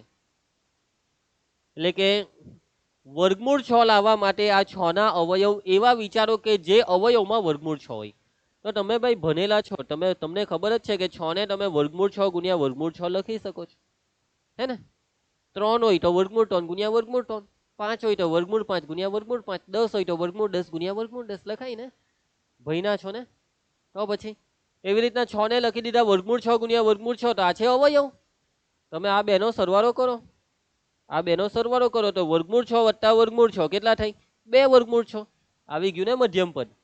બસ આવી રીતના કામ કરવાનું હોય છે, આવી રીતના વિચારવાનું હોય છે. ચાલો, તો 6 ના અવયવ છે વર્ગમૂળ 6 ને વર્ગમૂળ 6, અને આ બંનેનો સરવાળો થાય છે 2 વર્ગમૂળ 6. હવે ચિહ્ન હવે સેટ કરો. -2 વર્ગમૂળ 6 લાવવા હોય તો બંનેને માઇનસ આપી દો, એટલે આવી જશે -2 વર્ગમૂળ 6. પ્રથમ પદનો સહગુણક 1 નથી એટલે ડાયરેક્ટ અવયવ નહીં લખાય, તો આ બધાની પાછળ x ને જોડી દો. મધ્યમ પદના ટુકડાની રીતે આગળ વધવાનું છે. 3x નો વર્ગ. હવે આ જે મધ્યમ પદ -2 વર્ગમૂળ 6x છે એના ટુકડા માઇનસ વર્ગમૂળ 6x માઇનસ વર્ગમૂળ 6x, પછી આ વત્તા 2 બરાબર 0. માટે હવે આગળનું સ્ટેપ હોય છે કે આ બે માંથી જે કોમન નીકળે તેને કોમન કરો ને આ બે માંથી. હવે મેઇન વસ્તુ હવે જ છે, સમજો વાતને સમજો કે આ છે વર્ગમૂળ 6 ને આ છે 3, તો આ બે માંથી શું કોમન નીકળે? તો તમે જોજો, વાતને સમજો. વર્ગમૂળ 6 છે ને, આ 3 અને વર્ગમૂળ 6, એમાં વર્ગમૂળ 6 એટલે 2 ટાલી 6 એટલે વર્ગમૂળ 2 ગુણ્યા વર્ગમૂળ 3, એટલે આ છે વર્ગમૂળ 6 ના અવયવ. તો બાળકો આ તમારે 3 ના અવયવમાં વિચારવાનું કે શું આ બે માંથી કઈ આવી હકે? તો હા, 3 એટલે વર્ગમૂળ 3 ગુણ્યા વર્ગમૂળ 3, આવી રીતના વિચારવું પડશે ભાઈ. સમજ પડે છે ને વાતમાં? તો જોજો મેં અહીંયા શું કરું છું, મેં આ જે 3 છે ને તેને વર્ગમૂળ 3 ગુણ્યા વર્ગમૂળ 3 એ રીતના 2 વાર વર્ગમૂળ 3 લખી કાઢું, પછી x નો વર્ગ. વર્ગમૂળ 6 એટલે 2 ટાલી 6 એટલે વર્ગમૂળ 2 ને વર્ગમૂળ 3, 2 ટાલી 6, સમજ પડે છે ને? 3 વર્ગમૂળ 3 આ x. એવી રીતના આ બે માં બી વર્ગમૂળ 6 એટલે 2 ટાલી 6 એટલે વર્ગમૂળ 2 ને વર્ગમૂળ 3. એવી રીતના 2 ના એવા અવયવ વિચારો કે જેમાંથી આ બે માંથી કંઈક આવી જાય. તો હા, 2 એટલે વર્ગમૂળ 2 ને વર્ગમૂળ 2, 2 બરાબર વર્ગમૂળ 2 ગુણ્યા વર્ગમૂળ 2. તો આ જે 2 છે એની જગ્યાએ લખીએ વર્ગમૂળ 2 બરાબર 0. આ સમજ પડી? હું કર્યું આ સ્ટેપમાં સમજ પડી? આટલે સુધી તો બધું સમજ પડી જ ગયા હે. હવે સમજ પડી હું કર્યું સમજ પડી? 3 એટલે વર્ગમૂળ 3 ગુણ્યા વર્ગમૂળ 3, વર્ગમૂળ 6 એટલે 2 ટાલી 6 વર્ગમૂળ 2 ગુણ્યા વર્ગમૂળ 3, સેમ અહીંયા બી 2 એટલે વર્ગમૂળ 2 ગુણ્યા વર્ગમૂળ 2. આવું કેમ કર્યું? કેમ કે આવું કરવું તો હવે સમજ પડે, હવે આપણને ભાન પડે કે હું કોમન નીકળે. હવે જો હવે તમને દેખાય છે હું કોમન નીકળે, તો આ વર્ગમૂળ 3 કોમન નીકળે ને. બીજું હજી એક વસ્તુ તો કોમન નીકળવાની જ છે. હું કોમન નીકળે? x. તો વર્ગમૂળ 3x કોમન, તો આ વર્ગમૂળ 3 વહી દો તેને અંદર, એ એક વખત x વહી દો. આ વર્ગમૂળ 3x કોમન નીકળી ગયું, હું વહીધું વર્ગમૂળ 2 વહીધા માઇનસ આ બે માંથી જોવો, ધ્યાનથી જોવો હું કોમન નીકળે છે વર્ગમૂળ 2, કૌંસમાં જે વહીધું તે આ વર્ગમૂળ 3x વહીધા. 12 ઓછા છે ભાઈ, 12 ઓછા છે, અંદર ચિહ્ન બદલો, વત્તાનું ઓછા. આ એક વખત વર્ગમૂળ 2 કોમન નીકળી ગયો એટલે આ નીકળી ગયો, તો વહીધું કોણ? વર્ગમૂળ 2 ને એના બરાબર 0. શું બંને કાઉંસિયા સરખા આવે છે? અરે હા, બંને કાઉંસિયા સરખા આવે છે. તો પહેલા કૌંસમાં વર્ગમૂળ 3x માઇનસ વર્ગમૂળ 2 ને બીજા કૌંસમાં આ બે વર્ગમૂળ 3x માઇનસ વર્ગમૂળ 2 બરાબર 0. 0 સાથે બેવને સરખાવો, બેવ કૌંસ એક જેવા જ આવ્યા કે? બંનેને 0 સાથે સરખાવી દીધા ને હવે x ને કરતા બનાવો. વર્ગમૂળ 3x બરાબર માઇનસ વર્ગમૂળ 2 સામે એટલે પ્લસ વર્ગમૂળ 2, અહીંયા સેમ ટુ સેમ જ છે. તમે કહેશો કે સર આ બે સેમ જ છે તો એક વાર લખીએ તો નહીં ચાલે? ના, નહીં ચાલે, બે વાર લખવાનું છે. વર્ગમૂળ 3 ને છેદમાં એટલે x બરાબર વર્ગમૂળ 2 છેદમાં વર્ગમૂળ 3, x બરાબર વર્ગમૂળ 2 છેદમાં વર્ગમૂળ 3. સમજ પડી જશે? તો આ જે x ની કિંમત આવી તે છે આપણો જવાબ. આ છે આપણો જવાબ. Okay, clear? હજી તમે આ જવાબનું થોડુંક સાદું રૂપ આપવું હોય તો આપી શકો. તમે આ ઉપર નીચે જે વર્ગમૂળ દેખાય તેના આખું વર્ગમૂળ બી આપી શકો. સર આખું વર્ગમૂળ નહીં આપે તો નહીં ચાલે? ચાલે ભાઈ, આખું વર્ગમૂળ આપો કે ઉપર નીચે અલગ અલગ વર્ગમૂળ આપો, બધું હરખું જ કહેવાય. હજી એક વસ્તુ થાય આમાં તમે છેદનું સમયીકરણ બી કરી શકો. છેદમાં તમને વર્ગમૂળ 3 દેખાય, આ વર્ગમૂળ 3 અસમયી છે, આ અસમયીને તમે સમયી કરી શકો છો. તમે 9મા ધોરણમાં શીખેલા છેદનું સમયીકરણ પહેલા ચેપ્ટરમાં, યાદ આવે છે? પરંતુ બાળકો આપણે અહીંયા છેદનું સમયીકરણ નથી કરવા માંગતા.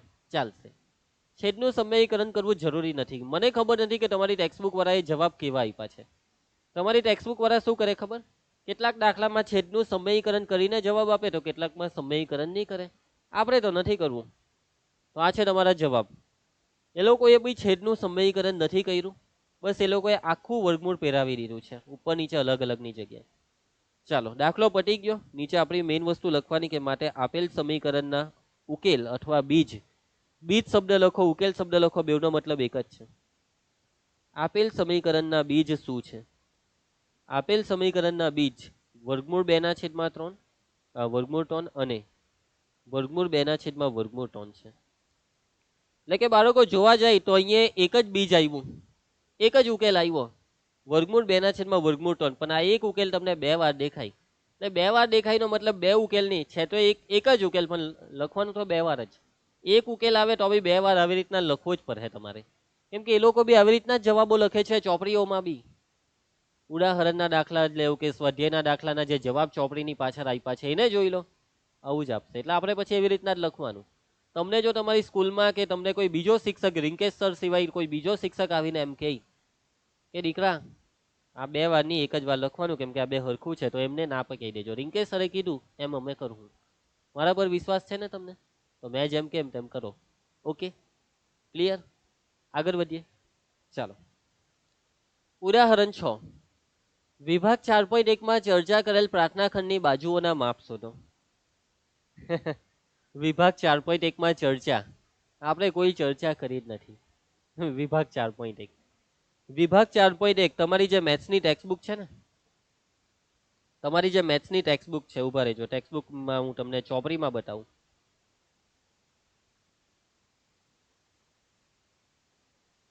હું ટેક્સ્ટબુક ખોલું છું તમારી મેથ્સની, એક જ મિનિટમાં.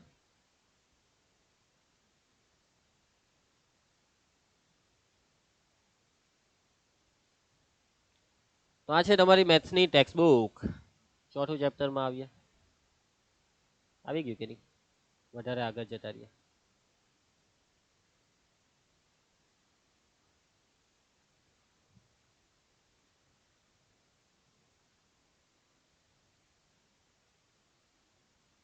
ચલ ચલા ચલ, અરે ભૈયા ચલ જલ્દી ચલ. આવી ગયું ચોથું ચેપ્ટર. તો ધ્યાન આપજો, આ છે તમારો વિભાગ 4.1. એની જ વાત કરેલી ને રકમમાં, કે વિભાગ 4.1 માં ચર્ચા કરેલ પ્રાર્થના ખંડની બાજુઓની માપ શોધો. તો બસ બાળકો, આ વિભાગ 4.1 માં જુઓ, અહીંયાથી રકમ છે, એક ઉદાહરણની વાત છે.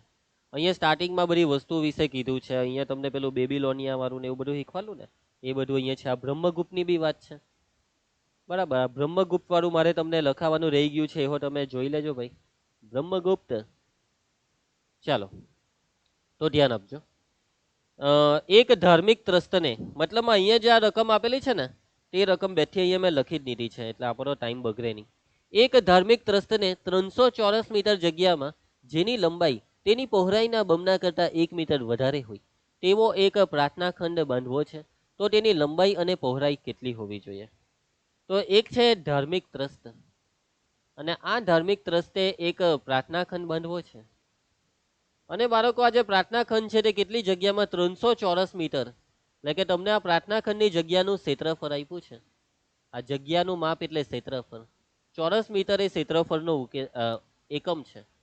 મીટર સ્ક્વેર લખીએ છીએ નોર્મલી આપણે, અને મીટર સ્ક્વેરમાં સ્ક્વેર નહીં લખીએ તો આગળ ચોરસ શબ્દ લખવાનો. ચોરસ મીટર એટલે જ મીટર સ્ક્વેર. તો આ છે પ્રાર્થના ખંડનું ક્ષેત્રફળ. 300 ચોરસ મીટર સ્ક્વેર જેટલી જગ્યા છે, તેમાં પ્રાર્થના ખંડને બાંધવાનો છે. વાતચીત છે લંબાઈ ને પહોળાઈની, એટલે કે લંબચોરસ જેવું મેદાન હશે. એ જે જગ્યા છે, જે પ્લોટ છે, તે લંબચોરસ હશે, હે ને? તો આ પ્રાર્થના ખંડનું ક્ષેત્રફળ 300 ચોરસ મીટર હોય તો એની લંબાઈ પહોળાઈ કેટલી? તમારે લંબાઈ અને પહોળાઈ શોધવાની છે. તો બાળકો, લંબાઈ અને પહોળાઈ બે માંથી કોઈ એકને એક્સ લેવાનું, બેવને નહીં. સર બેવને કેમ નહીં? સર આ દાખલો અમને કઈ રીતના ખબર પડે કે આ ચોથા ચેપ્ટરનો છે? સર ત્રીજા ચેપ્ટરનો દાખલો અમે એવું માની લઈએ કે સર આ ત્રીજા ચેપ્ટરનો છે, તો ત્રીજા ચેપ્ટરમાં તો સર એવું જોઈને કે ધારો કે લંબાઈ બરાબર એક્સ, પહોળાઈ બરાબર વાય. ભાઈ વાતને સમજો, ક્ષેત્રફળ છે ને, તમને ક્ષેત્રફળ આપ્યું છે ને, સમીકરણ બનાવવા માટે ક્ષેત્રફળ આપ્યું ને. અને લંબચોરસના ક્ષેત્રફળનું સૂત્ર શું આવે? લંબાઈ ગુણ્યા પહોળાઈ ગુણ્યા લંબાઈ ગુણ્યા પહોળાઈ ગુણ્યા ગણ્યા લંબાઈ ગુણ્યા પહોળાઈ. અને ગુણાકારનો મતલબ દ્વિઘાત સમીકરણનો ચેપ્ટરનો દાખલો. આ દાખલો દ્વિઘાત સમીકરણ ચેપ્ટરનો છે. ભલે અત્યારે તમે ચોથા ચેપ્ટરની અંદર છો, એટલે તમારો માઇન્ડસેટ છે જ, તમને ખબર જ છે કે આ દાખલો ચોથા ચેપ્ટરનો છે, કેમ કે તમે ચોથા ચેપ્ટરમાં છો અત્યારે. પણ બોર્ડની પરીક્ષામાં કોઈ ચેપ્ટરની વાત નથી ચાલતી, બધા જ ચેપ્ટર આવે ભાઈ પેપરમાં, ત્યારે આવું મગજ દોરાવજો. ક્ષેત્રફળ એટલે ક્ષેત્રફળની વાત છે, એટલે દ્વિઘાત સમીકરણ બનશે. લંબાઈને એક્સ લઈએ કે પહોળાઈને? વાયને તો લાવવાનો જ નથી. તો જુઓ, આ લીટી વાંચો કે લંબાઈ કેટલી છે? લંબાઈ પહોળાઈના બમણા કરતા 1 મીટર વધારે. પહોળાઈના બમણા કરતા 1 મીટર વધારે. લંબાઈ કેટલી? પહોળાઈના બમણા કરતા 1 વધારે. પહોળાઈના બમણા કરતા 1 મીટર વધારે. ફોર એક્ઝામ્પલ પહોળાઈ માની લઉં કે 10 મીટર, તો પહોળાઈના બમણા એટલે 10 ના બમણા 20 અને 1 વધારે એટલે 21. એટલે પહોળાઈ 10 હોય તો લંબાઈ 21. એટલે કે લંબાઈ તમને પહોળાઈ આપે તો તમને લંબાઈ મળી જાય.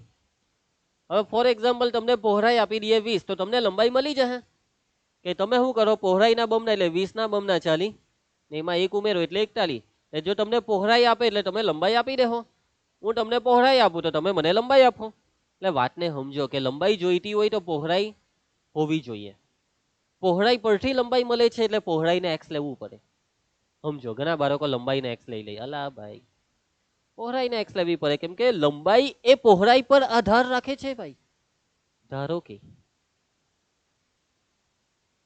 લંબચોરસ પ્રાર્થના ખંડની લંબાઈ કે પહોળાઈ? પહોળાઈ બરાબર એક્સ એકમ મીટરમાં છે. અહીંયા મીટરમાં વાતચીત છે બધી. X metre. લંબાઈ કેટલી છે?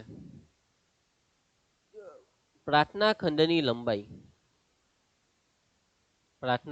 લંબાઈ તેની પહોળાઈના બમણા કરતા 1 મીટર વધારે છે. એનો મતલબ કે માટે લંબચોરસ પ્રાર્થના ખંડની લંબાઈ કેટલી? તમારે કહેવાનું છે ભાઈ લંબચોરસ પ્રાર્થના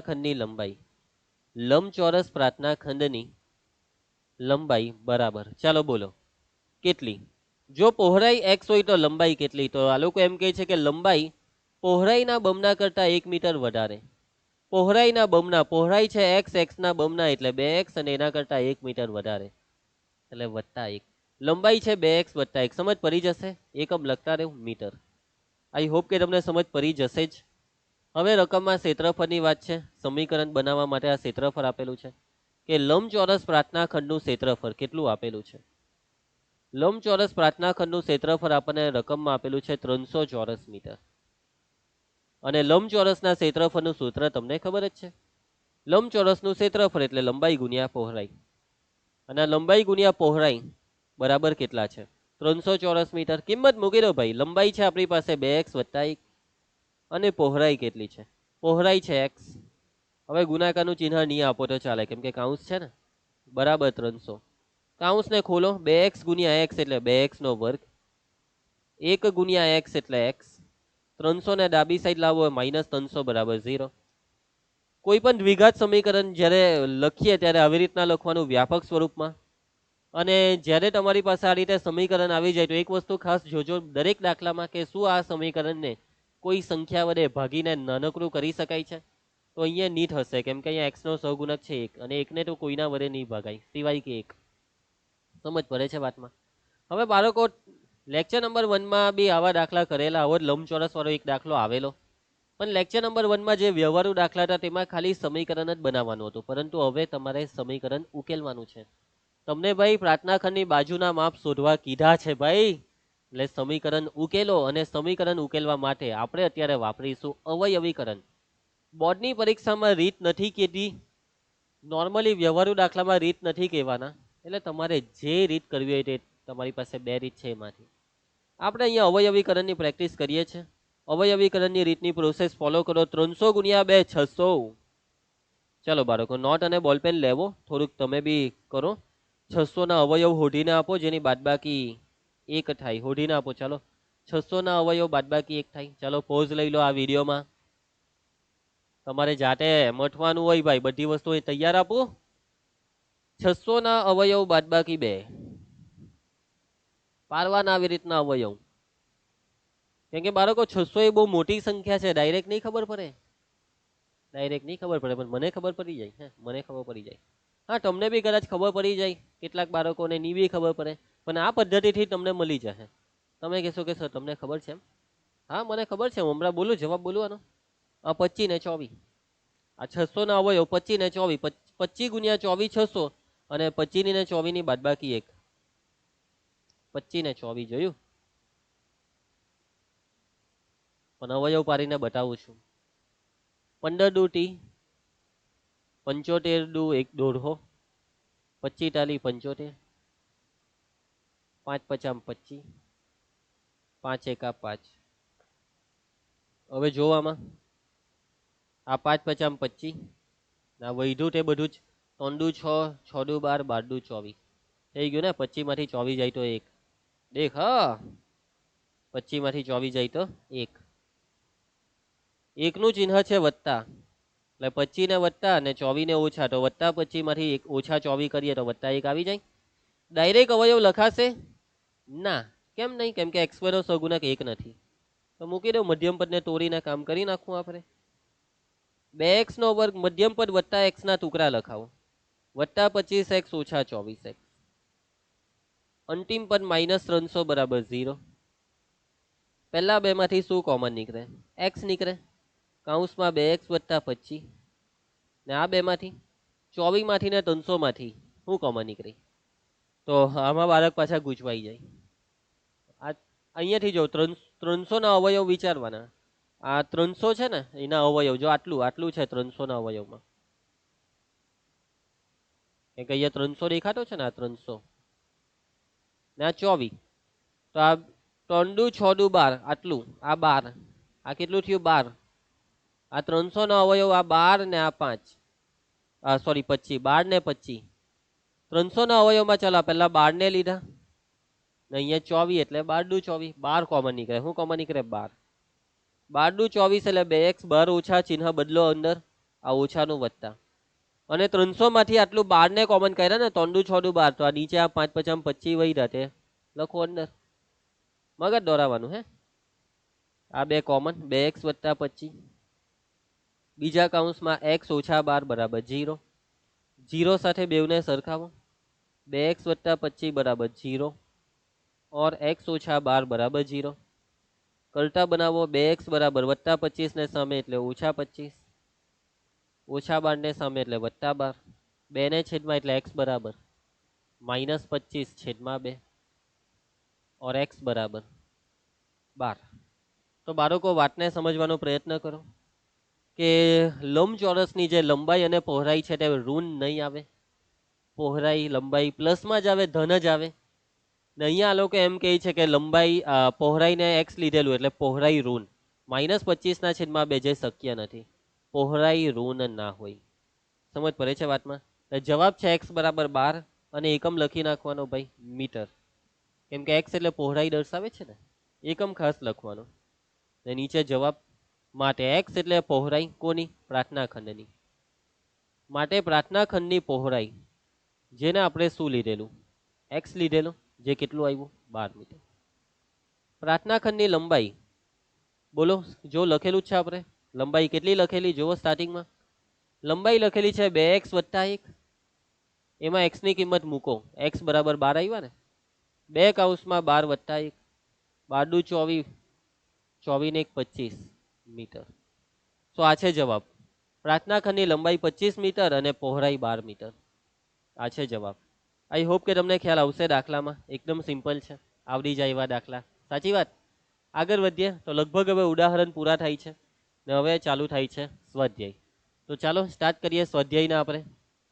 સ્વાધ્યાય 4.2 નો પ્રશ્ન 1. તો પ્રશ્ન 1 માં શું કીધું છે? નીચે આપેલ સમીકરણના ઉકેલ અવયવીકરણની રીતથી મેળવો. અવયવીકરણની રીત કરવા કીધી છે, અવયવ પારો અને ઉકેલો. બરાબર, આપણે હમણાં જે દાખલા કર્યા સેમ એવી રીતના.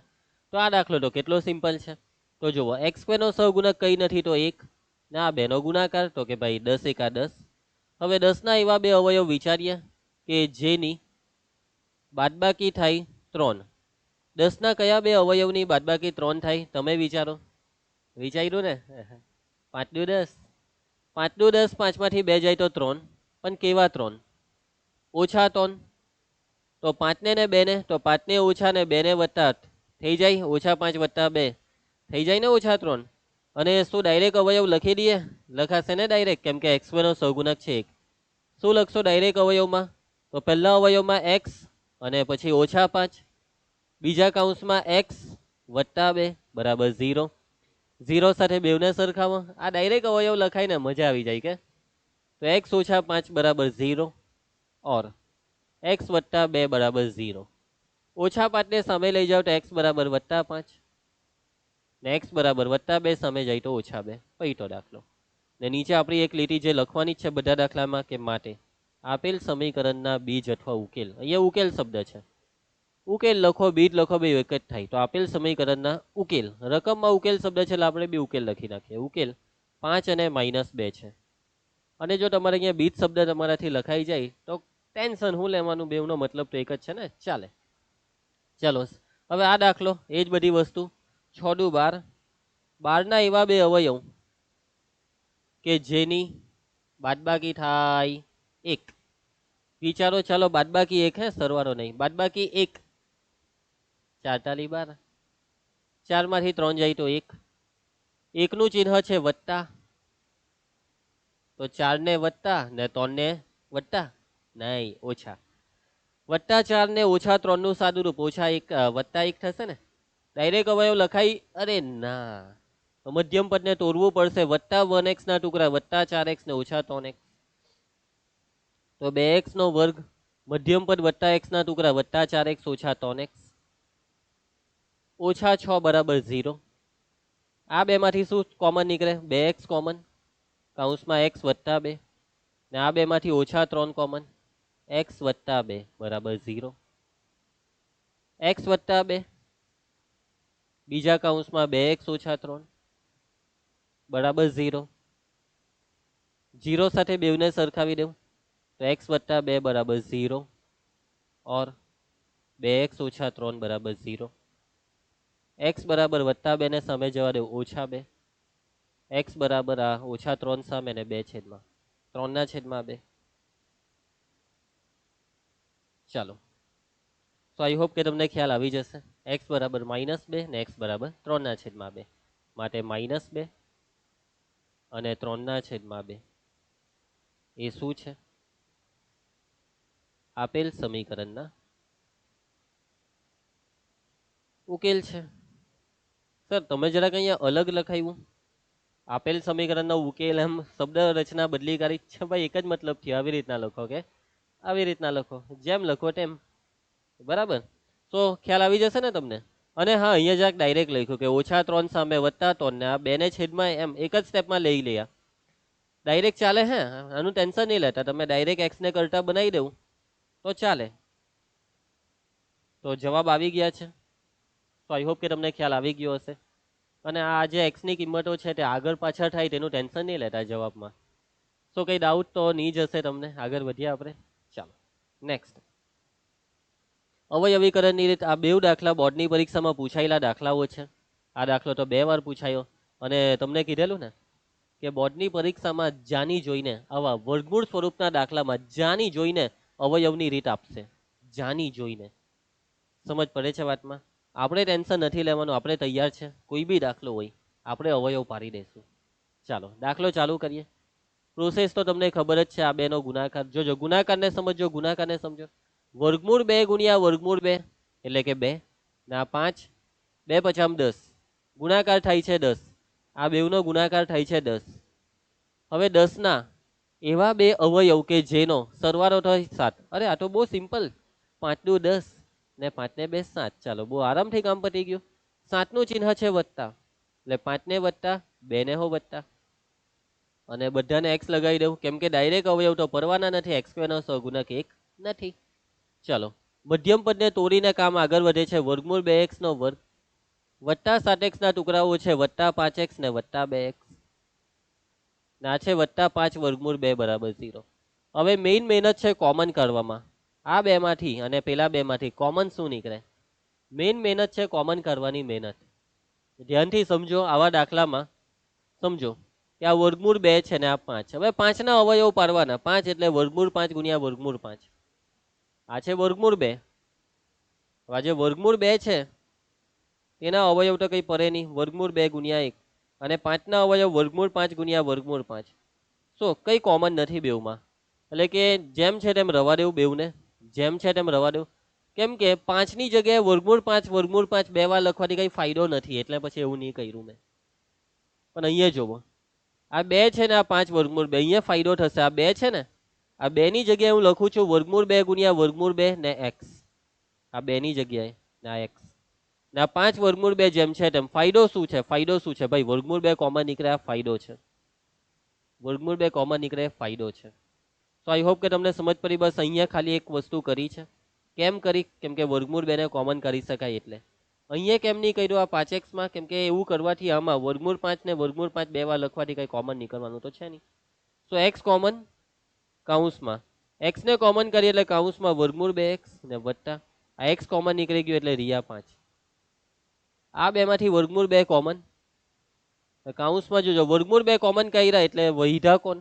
વર્ગમૂળ 2x વત્તા હવે આ વર્ગમૂળ 2 કોમન નીકળી ગયા એટલે કેટલા વૈધા? 5 બરાબર 0. માટે વર્ગમૂળ 2x વત્તા 5 બીજા કૌંસમાં x વત્તા વર્ગમૂળ 2 બરાબર 0. 0 સાથે બેવને સરખાવો. વર્ગમૂળ 2x વત્તા 5 બરાબર 0 અથવા x વત્તા વર્ગમૂળ 2 બરાબર 0. x ને કરતા બનાવી દો. વર્ગમૂળ 2x બરાબર -5, x બરાબર માઇનસ વર્ગમૂળ 2. વર્ગમૂળ 2 ને નીચે આ સ્ટેપ ડાયરેક્ટ લખી નાખો તો બી ચાલે, ટેન્શન લેવાની કંઈ જરૂર નથી. પરંતુ કદાચ કોઈ બાળકને ડાયરેક્ટ નહીં ફાવે એટલા માટે હું મોટે ભાગે આવા સ્ટેપ લખતો હોઉં છું. જે બાળકોને ફાવટ આવતી હોય ડાયરેક્ટ લખવા માટે એ લોકો લખી શકે છે. આ સ્ટેપ લખવાની જગ્યાએ ડાયરેક્ટ આ સ્ટેપ લખી શકે છે. દાખલો પતી ગયો. અઘરો નથી આ દાખલો, ઇઝી જ છે. થોડીક મહેનત, થોડીક જ. બરાબર. આ વર્ગમૂળને કેવી રીતના સેટ કરવું એ સમજવાનું છે. નીચે આપણી વસ્તુ લખી નાખવાની કે માટે આપેલ સમીકરણના બીજ, આપેલ સમીકરણના બીજ શું આવે છે? -5 છેદમાં વર્ગમૂળ 2 અને માઇનસ વર્ગમૂળ 2.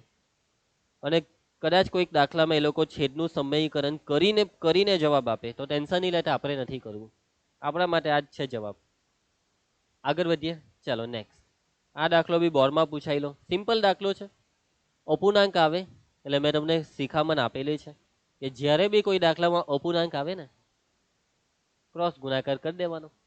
અપૂર્ણાંક આવે એટલે દાખલામાં સૌથી પહેલું કામ અપૂર્ણાંકને દૂર કરવાનું. સાંભળો, ધ્યાન આપો યાર. અપૂર્ણાંક દૂર કરવાનું ને અપૂર્ણાંક દૂર કરતા શીખવાડેલું છે યાર. ક્રોસ ગુણાકાર કરો. 8 ને આ બેવ સાથે ગુણી કરો. 8 દુ 16, 16x નો વર્ગ. 8 સાથે x નો ગુણાકાર -8x વત્તા 1 આખાના છેદમાં 8 બરાબર 0. 8 ને 0 સાથે ગુણીએ તો ગુણાકાર 0. 16x નો વર્ગ -8x વત્તા 1 બરાબર 0. ચાલો આના અવયવ પાડીએ. 16 એકા 16. 16 ના એવા બે અવયવ વિચારો કે જેનો સરવાળો થાય 8. 8 દુ 16, 8 ને 2 8, 8 ને 2 તો 10. બીજું વિચારો. 4 ચોક 16, 4 ચોક 16, 4 ને 4 8, કામ થઈ ગયું. 8 નું ચિહ્ન છે ઓછા, તો બોલો આ બેને ઓછા ને ડાયરેક્ટ અવયવ લખાય? અરે ના યાર, તો કઈ નહીં, મધ્યમ પદને તોડીને કામ કરી નાખીએ. ચાલો 16x નો વર્ગ -8x ના ટુકડાઓ છે -4x -4x, અંતિમ પદ વત્તા 1 બરાબર 0. આ બેમાંથી કોમન નીકળે 4x. 4 ચોક 16 એટલે 4x. 4x જ બેઠા બહાર કાઢ્યા એટલે 1 વધે માઇનસ. આ બેમાંથી કઈ કોમન નીકળે છે? ના, કઈ નહીં. તો એકને કોમન કરીએ તો જે છે તે બેઠું, પણ બહાર માઇનસ છે એટલે ચિહ્ન બદલજો. -4x નું વત્તા 4x ને વત્તા 1 નું -1 બરાબર 0. બેવ કૌંસ સરખા છે? હા. તો 4x - 1 બીજા કૌંસમાં 4x - 1 બરાબર 0. 0 સાથે બેવને સરખાવો. 4x - 1 બરાબર 0 અથવા 4x - 1 બરાબર 0. 4x બરાબર -1 સામે એટલે વત્તા 1. બેવ સેમ જ છે એટલે x બરાબર 1/4. સો આ દ્વિઘાત સમીકરણને એક જ ઉકેલ આવ્યો 1/4, પણ એક ઉકેલ આવે તો બી એને લખવાનું તો બે વાર નીચેથી. માટે આપેલ સમીકરણના ઉકેલ શું છે? આપેલ સમીકરણના ઉકેલ 1/4 અને 1/4 છે. સિમ્પલ એકદમ. આવી ગયા બેવના જવાબ? યસ, ખ્યાલ આવે છે ને? ચાલો આગળ વધીએ, નેક્સ્ટ દાખલા પર જઈએ. એના પછી પાંચમો દાખલો સેમ આગળ જેવું જ છે ભાઈ. આ બી 100 એકા 100. 100 ના એવા બે અવયવ સરવાળો 20, 10 એ દાન 100, 10 ને 10 20. બરાબર ને? ડાયરેક્ટ અવયવ લખાય નહીં કેમ કે મધ્યમ પદ સોરી x2 નો સહગુણક 1 નથી. 20નું ચિહ્ન માઇનસ, તો આ બેવને માઇનસ આપીએ ને મધ્યમ પદને તોડવી પડશે, તોડવું પડશે. 100x નો વર્ગ પહેલું પદ બેઠું, મધ્યમ પદ -20x ના ટુકડાઓ, -10x -10x વત્તા 1 બરાબર 0. આ બેમાંથી કોમન નીકળે 10x, કૌંસમાં રહે 10x ઓછા 1, ઓછા આ બેમાંથી કોમન નીકળે 1, બેઠું જ પણ ચિહ્ન બદલો કેમ કે બહાર માઇનસ છે એટલે ઓછા 10x નું વત્તા 10x વત્તા 1 નું ઓછા 1 બરાબર 0. બે કૌંસ સરખા છે એટલે 10x ઓછા 1, બીજા કૌંસમાં 10x ઓછા 1 બરાબર 0. 0 સાથે બેવને સરખાવો એટલે આમાં બી એક જ ઉકેલ મળવાનો, આગળ જેવો જ દાખલો છે આ બી. 10x બરાબર ઓછા 1 સામે એટલે વત્તા 1, x બરાબર 1 ના છેદમાં 10.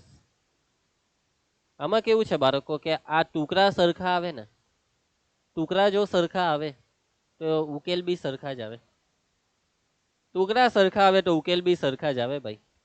આગળના દાખલામાં બી એવું જ હતું, 4 ચોક 16, 4 ને 4 8, એ રીતના અહીંયા 10 દાન 100, 10 ને 10 20. માટે આપેલ સમીકરણના ઉકેલ અથવા બીજ, આપેલ સમીકરણના ઉકેલ શું છે? 1/10 અને 1/10 છે. ચાલો આગળ વધીએ. ક્લિયર? 5 દાખલા પૂરા થાય છે પ્રશ્ન 1 ના. હવે વ્યવહારુ દાખલા છે. રીત તો ભાઈ આ જ અવયવીકરણની રીત. અને વ્યવહારુ દાખલા જ્યારે આવે, વ્યવહારુ દાખલામાં શું હોય ભાઈ? વ્યવહારુ દાખલા, વ્યવહારુમાં રકમ વાંચો, એક્સ ધારો, રકમમાં જે વસ્તુ કીધી હોય એ પ્રમાણે જે કમ્ફર્ટેબલ હોય તેને એક્સ ધારો. વાય નહીં લાવતા ભાઈ, ખાલી એક્સ જ. સમીકરણ બનાવો, ઉકેલો, દાખલો પતાવો, હે ને? ચાલો તો 4.2 નો પ્રશ્ન 2. પ્રશ્ન 2 માં વાત કરી છે ઉદાહરણ 1 ની, કે ઉદાહરણ 1 માં આપેલા પ્રશ્નનો ઉકેલ મેળવો. ઉદાહરણ 1 માં બી તમને યાદ હોય લેક્ચર નંબર 1 માં ઉદાહરણ 1 કરાવેલું. ઉદાહરણ 1 માં બી પાછા 2 દાખલા છે. એમાં એક આ પહેલો દાખલો જોન જીવંતી અને બીજો દાખલો આ કુટીર ઉદ્યોગ, યાદ છે ને? તો ઉદાહરણ 1 માં મેં તમને શીખવાડી દીધું છે કે આ 2 દાખલા પરથી સમીકરણ કેવી રીતના બને, એ તો મેં તમને શીખવાડી દીધું. બસ એ જ સમીકરણ પાછા બનાવવાના, પણ આમાં એક સ્ટેપ વધી ગયું. ઉદાહરણ 1 જ્યારે કરેલું ત્યારે ખાલી સમીકરણ બનાવેલા, અહીંયા સમીકરણ ઉકેલવા બી પડશે કેમ કે અહીંયા ઉકેલ મેળવો કીધું છે. તો ચાલો સમીકરણ પાછા ફરી એકવાર ફટાફટ બનાવી દઈએ ભાઈ આ બેવમાં, ધ્યાન આપજો. તો જોન અને જીવંતી પાસે કુલ 45 લખોટી છે. પ્રત્યેક વ્યક્તિ 5-5 લખોટી ખોઈ નાખે છે. હવે તેમની પાસે જે બાકી રહેલી લખોટી છે તેનો ગુણાકાર 124. ગુણાકારની વાત કીધી, ગુણાકાર એટલે દ્વિઘાત સમીકરણ બનવાનું. આપને જાણવી છે કે તેમની પાસે શરૂઆતમાં કેટલી લખોટી હતી. હવે અહીંયા આપની જાણવી છે બાનવી છે એવું નહીં આવે, આપણે શોધવી જ છે કેટલી લખોટી છે. ચાલો તો જોન અને જીવંતી કોઈ એક પાસે ધારી લેવું, કે ધારો કે ચાલો જોન પાસે ધારી લે, કે ધારો કે જોન પાસે બોલો કેટલી લખોટી. જોન પાસે શરૂઆતમાં લખોટીની સંખ્યા, શરૂઆતમાં એમ લખવાનું કેમ કે હજી લખોટી ખોઈ નથી કરી. તો આપણે ધારી લઈએ કે જોન પાસે કેટલી લખોટી એક્સ. તો જીવંતી પાસે કેટલી લખોટી? બંને પાસે કુલ કેટલી લખોટી છે? બંને પાસે કુલ 45 લખોટી છે. તો તમને યાદ હોવું જોઈએ કે જીવંતી પાસેની લખોટીની સંખ્યા કેવી રીતના આપણને ખબર પડે. માટે જીવંતી પાસે શરૂઆતમાં લખોટીની સંખ્યા, ચાલો બોલી શકશો? તો લાસ્ટ લેક્ચરમાં તમને શીખવાડેલું તે પ્રમાણે. ફોર એક્ઝામ્પલ કે બેઉ પાસે 45 લખોટી હોય, એમાં જોન પાસે 30 લખોટી હોય, તો જીવંતી પાસે કેટલી? તો તમે એક બાદબાકી કરો ને, કે 45 કુલ છે, એમાં જોન પાસે છે 30, તો 45 માંથી 30 ને કાઢો એટલે 15. એટલે બાદબાકી એમ કે કુલ લખોટી 45 માંથી જોન પાસેની એક્સ લખોટીને કરી નાખો, તો આ 45 ઓછા એક્સ એ જીવંતી પાસે લખોટી છે. આવી રીતના ની સમજ પડે તો બીજી રીતના કે ધારી લો કે જોન પાસે એક્સ લખોટી, જીવંતી પાસે વાય લખોટી, બંને પાસે કુલ લખોટી 45, એટલે તમે લખી શકો એક્સ વત્તા વાય બરાબર 45. હવે વાય ને કરતા બનાવો તો વાય બરાબર 45 ઓછા એક્સ. એટલે આવી રીતના બી તમને 45 ઓછા એક્સ મળી જશે. હવે તમારા પર છે, મતલબમાં રફ પાનામાં વાય સાથે કામ કરીને પછી વાયને કરતા બનાવીને અહીંયા જે આવે તે લખી નાખો. એટલે કે કામ તો એક્સ સાથે જ કરવાનું છે, વાયને આવવા નથી દેવાનો, પણ સાઈડ પર વાયની મદદ લઈ લેવાની. જો ડાયરેક્ટ આવી રીતના નહીં ફાવે તો આવી રીતના, પણ લાવો આને લાવો. હવે બંને હું કર્યું 5-5 લખોટી ખોઈ નાખે છે. હવે બંને 5-5 લખોટી ખોઈ નાખે છે. માટે જ્હોન પાસે બાકી રહેલ લખોટીની સંખ્યા. જ્હોને 5 લખોટી ખોઈ નાખી તો હવે જ્હોન પાસે કેટલી લખોટી રહી? જ્હોન પાસે પહેલા 30 હોય ને 5 ખોઈ નાખે તો 30 ઓછા 5 એટલે 25 એટલે બાદ બાકી 30 ઓછા 5. તો હવે અહીંયા જ્હોન પાસે x લખોટી, તો હવે જ્હોન પાસે કેટલી રહી? x ઓછા 5.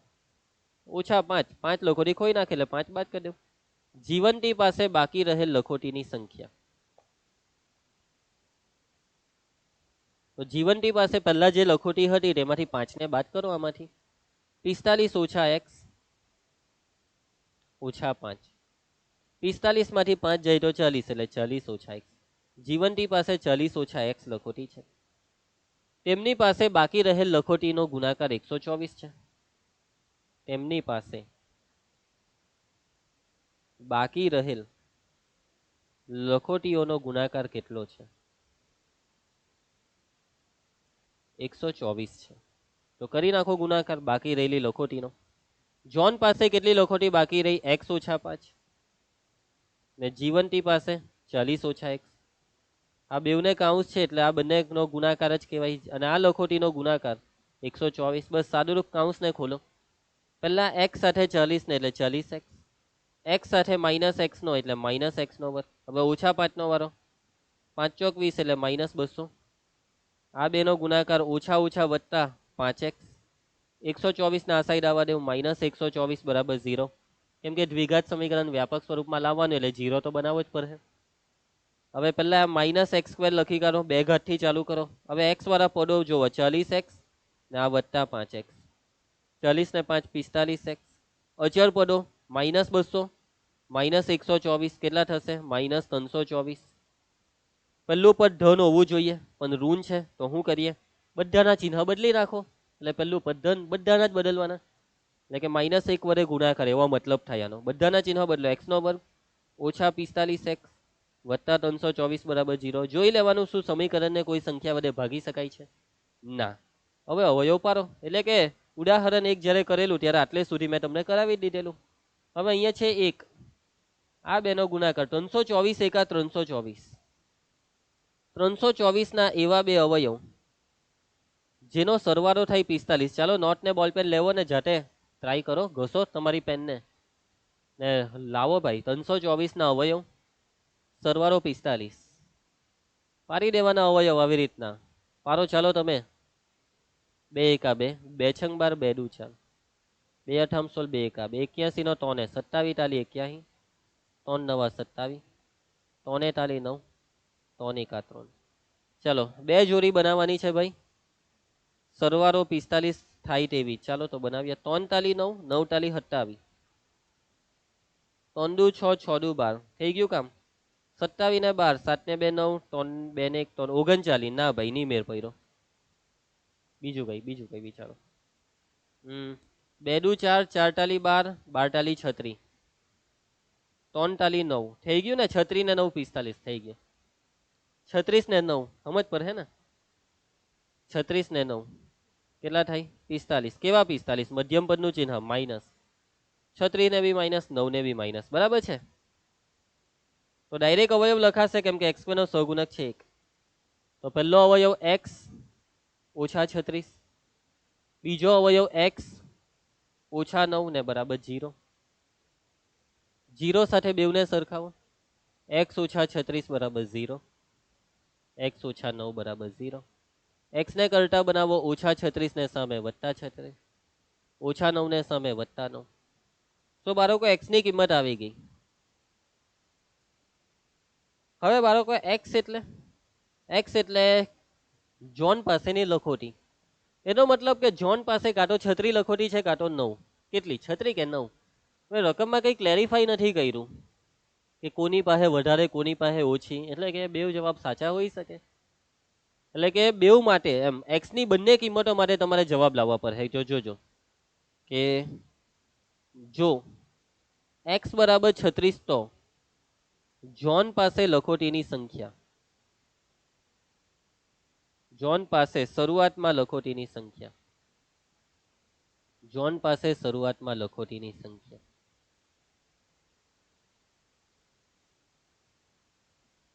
તો જોન પાસે આપણે એક્સ લખોટી ધારેલી હતી, એક્સ બરાબર આપણે જો 36 લઈએ તો એનો મતલબ કે જોન પાસે શરૂઆતમાં 36 લખોટી. તો જોન પાસે 36, તો જીવંતી પાસે કેટલી? જીવંતી પાસે શરૂઆતમાં લખોટીની સંખ્યા. તો જીવંતી પાસે અહીંયા જો લખેલું છે આપણે 45 ઓછા એક્સ, અને આપણે લીધા છે એક્સ ને કેટલા? 36. તો 45 ઓછા 36 એટલે 9. એનો મતલબ કે જો જોન પાસે શરૂઆતમાં 36 લખોટી હોય તો જીવંતી પાસે 9. પણ શક્યતા તો એવી બી હોઈ શકે કે એક્સ બરાબર 9 લઈએ તો, એક્સ બરાબર 9 લઈએ તો ચાલો, જો એક્સ બરાબર 9 તો હું, તો જોન પાસે શરૂઆતમાં લખોટીની સંખ્યા, જોન પાસે શરૂઆતમાં લખોટીની સંખ્યા જેને આપણે ધારેલી એક્સ, ને આપણે માની લીધું છે કે ચાલો એક્સ બરાબર 9, તો જીવંતી પાસે શરૂઆતમાં કેટલી લખોટી? જીવંતી પાસે શરૂઆતમાં લખોટીની સંખ્યા, તો જીવંતી પાસે છે 45 ઓછા એક્સ, જેમાં એક્સ ની કિંમત મૂકી દેવો 9 એટલે 36. એટલે કે મતલબમાં કોઈ એક પાસે 36 લખોટી છે તો બીજા પાસે 9, પણ કોની પાસે 36 કોની પાસે 9 તે અહીંયા ચોખ્ખા શબ્દમાં નથી કીધું. આ બે જવાબો સાચા છે, સમજ પડશે? 9 ને 36, પણ આ 9 કોની ને 36 કોની તેની ગેરંટી નહીં. ઓકે, ખ્યાલ આવશે? ચાલો આગળ વધીએ. નેક્સ્ટ દાખલો સેકન્ડ. આજ 4.2 ના પ્રશ્ન 2 નો જે ઉદાહરણ 1 ની વાત છે તેનો સેકન્ડ. આ બી આપણે રકમ જોયેલી જ હતી ફર્સ્ટ લેક્ચરમાં, પણ સમીકરણ બનાવેલું. કુટીર ઉદ્યોગ એટલે કે નાના પાયે ચાલતો ઘરગથ્થુ ઉદ્યોગ. એક કુટીર ઉદ્યોગ એક દિવસમાં કેટલાક રમકડા બનાવે? પ્રત્યેક રમકડું બનાવવાનો ખર્ચ છે રૂપિયામાં કેટલો? તો ખર્ચ છે 55 માંથી એક દિવસમાં ઉત્પાદિત થતા રમકડાની સંખ્યા બાદ કરીએ તેટલો. કોઈ એક ચોક્કસ દિવસે ઉત્પાદનનો ખર્ચ છે રૂપિયા 750. આપને તે દિવસનો ઉત્પાદિત રમકડાની સંખ્યા જાણવી છે. જાણવી છે એટલે અહીંયા શોધવી જ છે કે કેટલા રમકડા બનાવ્યા. ધારો કે એક્સ રમકડા, ધારો કે ઉત્પાદિત રમકડાની સંખ્યા, ઉત્પાદિત રમકડાની સંખ્યા બરાબર એક્સ. તમને સમીકરણ બનાવવા માટે ઉત્પાદનનો ખર્ચ આપ્યો છે, પરંતુ કેટલા રમકડા એક્સ રમકડા બનાવ્યા અને એક રમકડાની કિંમત કેટલી છે તેની વાત અહીંયા કરેલી છે કે પ્રત્યેક રમકડું એટલે એક રમકડું, પ્રત્યેક રમકડું બનાવવાનો ખર્ચ જે છે રૂપિયામાં કેટલો છે? 55 માંથી એક દિવસમાં ઉત્પાદિત થતા રમકડાની સંખ્યા બાદ કરીએ તેટલો જ. માટે પ્રત્યેક રમકડું બનાવવાનો ખર્ચ એટલે એક રમકડું બનાવવાનો ખર્ચ કેટલો? એક રમકડું બનાવવાનો ખર્ચ. તો આ લોકો એમ કહે છે કે 55 માંથી બાદ કરી નાખો જેટલા રમકડા બનાવ્યા હોય એટલાને. કેટલા રમકડા બનાવ્યા? એક્સ રમકડા, એટલે 55 ઓછા એક્સ રૂપિયા.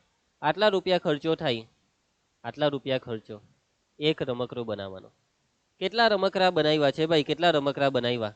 એક્સ રમકડા બનાવ્યા. એક રમકડાના 55 ઓછા એક્સ, તો એક્સ રમકડાનો ખર્ચો રૂપિયા 750. માટે કોઈ એક ચોક્કસ દિવસે, કોઈ એક ચોક્કસ દિવસે ઉત્પાદન ખર્ચ કેટલો છે? રૂપિયા 750 છે.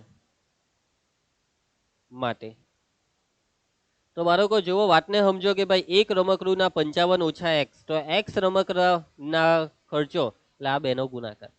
આ બધી વસ્તુ તમને સમજાવેલી છે લેક્ચર 1 માં. સો આઈ હોપ કે તમને સમજ પડી જશે. કઈ નવું નથી કર્યું મેં. 55x માઇનસ એક્સ નો વર્ગ બરાબર 750. 750 ને આ સાઈડ, તો 55x માઇનસ એક્સ નો વર્ગ ઓછા 750 બરાબર 0. પદને ગોઠવો, માઇનસ એક્સ નો વર્ગ વત્તા 55x માઇનસ 750. પહેલું પદ ધન હોવું જોઈએ, ચિહ્ન બદલી નાખું. એક્સ નો વર્ગ ઓછા 55x વત્તા 750. અહીંયા એક સમજો, 750 એક આ 750 અવયવ પાડવાના એટલે મેઇન દાખલો હવે ચાલુ થાય છે. 750 ને એવા બે અવયવ કે જેનો સરવાળો થાય 55. ચાલો મગજ દોરાવો. સરવાળો 55 તમારે જાતે ટ્રાય કરવી જોઈએ, તો ઓફલાઈનની ફિલિંગ આવે.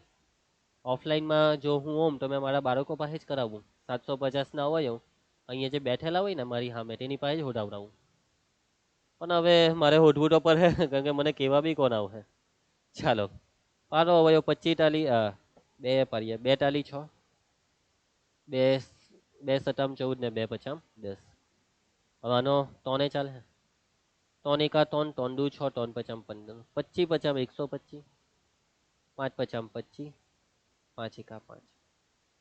સરવાળો લાવવાનો છે ભાઈ 55. સરવાળો 55 5 પચામ 25 5 તાલી 15 દુ 30. થઈ ગયું ને કામ? થઈ બી ગયું લે પહેલી ફેરીમાં જ. બાકી ઘણી વખત પહેલી ફેરીમાં નહીં થાય, 2-3 વાર 4 વાર 5 વાર તો મઠામણ કરવી પડે, પણ આમાં તો યાર તરત આવી ગયું યાર. થઈ ગયું. ચાલો 25 ને 30 30 ને 25. મધ્યમ પણ -55 છે, એનો મતલબ કે 30 ને ઓછા ને 25 ને બી ઓછા, તો જ ઓછા 30 ને ઓછા 25 ઓછા 55 થાય. ડાયરેક્ટ અવયવ લખાશે. પહેલો અવયવ તો કે ભાઈ x ઓછા 30 ને બીજો અવયવ x ઓછા 25 એના બરાબર 0. 0 સાથે બેવને સરખાવો. x ઓછા 30 બરાબર 0 અથવા x ઓછા 25 બરાબર 0. x ને કરતા બનાવો. ઓછા 30 ને સામે એટલે વત્તા 30. x બરાબર 25. તો બાળકો x ના બે જવાબ આવ્યા. શું આમાંથી કોઈ એકાદ જવાબ ખોટો હોઈ શકે? કેટલાક દાખલામાં ખોટા હોય તો કેટલાકમાં કોઈ એક, એટલે કેટલાકમાં કોઈ એક ખોટો પડે તો કેટલાકમાં બે જ સાચા પડે. આવું થાય. ચાલો જોઈ લેવાનું, રકમમાં કંઈક હિન્ટ આપી હોય. કોઈ વાર માઇનસ વાળો જવાબ આવે તો રમકડાની સંખ્યા ઋણ ની હોય, પણ અહીંયા બે પ્લસમાં જ છે. એનો મતલબ કે બે જ જવાબ સાચા, કે કાં તો 30 રમકડા બનાવ્યા હશે કાં તો 25 રમકડા. 25 અથવા 30 માટે ઉત્પાદિત રમકડાની સંખ્યા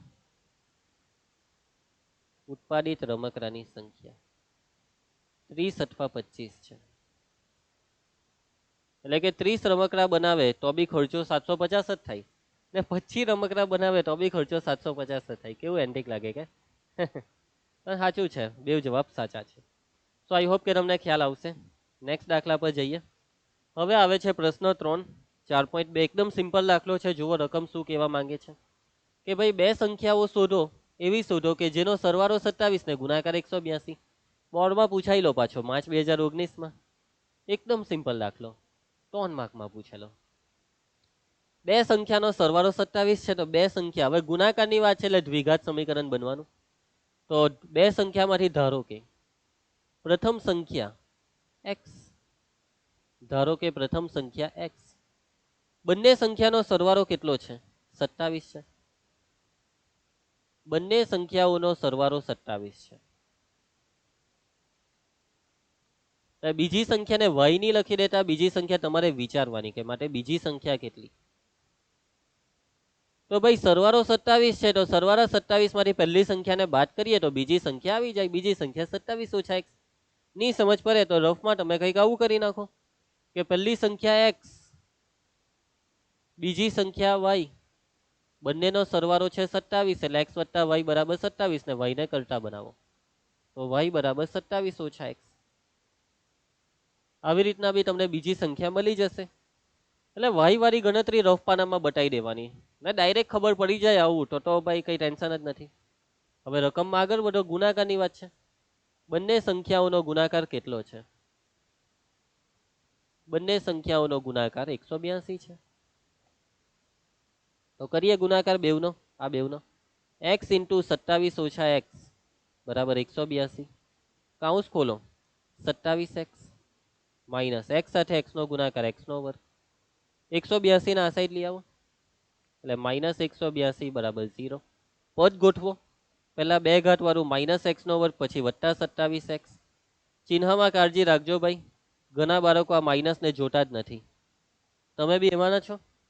હા, પહેલું પદ ઋણ છે તો આખા સમીકરણના દરેક પદના ચિહ્ન ઉલટાવી નાખો એટલે x નો વર્ગ -27x + 182 બરાબર 0. અવયવ પાડો. 182 ના એવા બે અવયવ જેનો સરવાળો 27 થાય. 182 ના એવા બે અવયવ જેનો સરવાળો 27 થાય. આ બેબીલોનિયા વાળા હતા આ લોકો. આ બેબીલોનિયા વાળા આવા દાખલા કરતા હતા. એ લોકો આવી રીતના દાખલો કરતા. બેબીલોન વાસી શરૂઆતમાં સૌ પહેલા એ લોકોએ કર્યું. 182 ના એવા બે અવયવ કે જેનો સરવાળો થાય 27. તો પારીએ અવયવ સાઈડ પર પાડી દે. 2 નવા 18 ને 2 એકા 2. એકાનું ખબર છે? એકાનું ના અવયવ કયો ગળ્યો? 13 સટામાં એકાનું ભાઈ આવડવું જોઈએ ભાઈ. ઘડિયો આવડે તો કામ થશે, બાકી ખોટા રહી જો ને દાખલો નહીં થાય. 7 દુ 14 ને 13 ને 13 જ રવા દો. 14 ને 13 27 થઈ જાય ને. 14 ને 13 27. યસ, 14 ને 13 27. મધ્યમ પદનું ચિહ્ન ઓછા. 14 ને ઓછા, 13 ને બી ઓછા. ડાયરેક્ટ અવયવ લખું? અરે લખો સર, x2 નો સહગુણક 1 છે, તમે લખો. ચાલો તો હું લખી દઉં. પહેલો અવયવ તો x ઓછા 14, બીજા અવયવ x ઓછા 13 બરાબર 0. 0 સાથે બેવને સરખાવવા. x બરાબર x ઓછા 14 બરાબર 0 और x ઓછા 13 બરાબર 0. માટે x બરાબર ઓછા 14 ને સામે વત્તા 14, ઓછા 13 ને સામે વત્તા 13. તો x ની બેવ કિંમત આવી ગઈ. તો આજે x ની બેવ કિંમત છે તે છે આપણો જવાબ. ધ્યાન આપજો.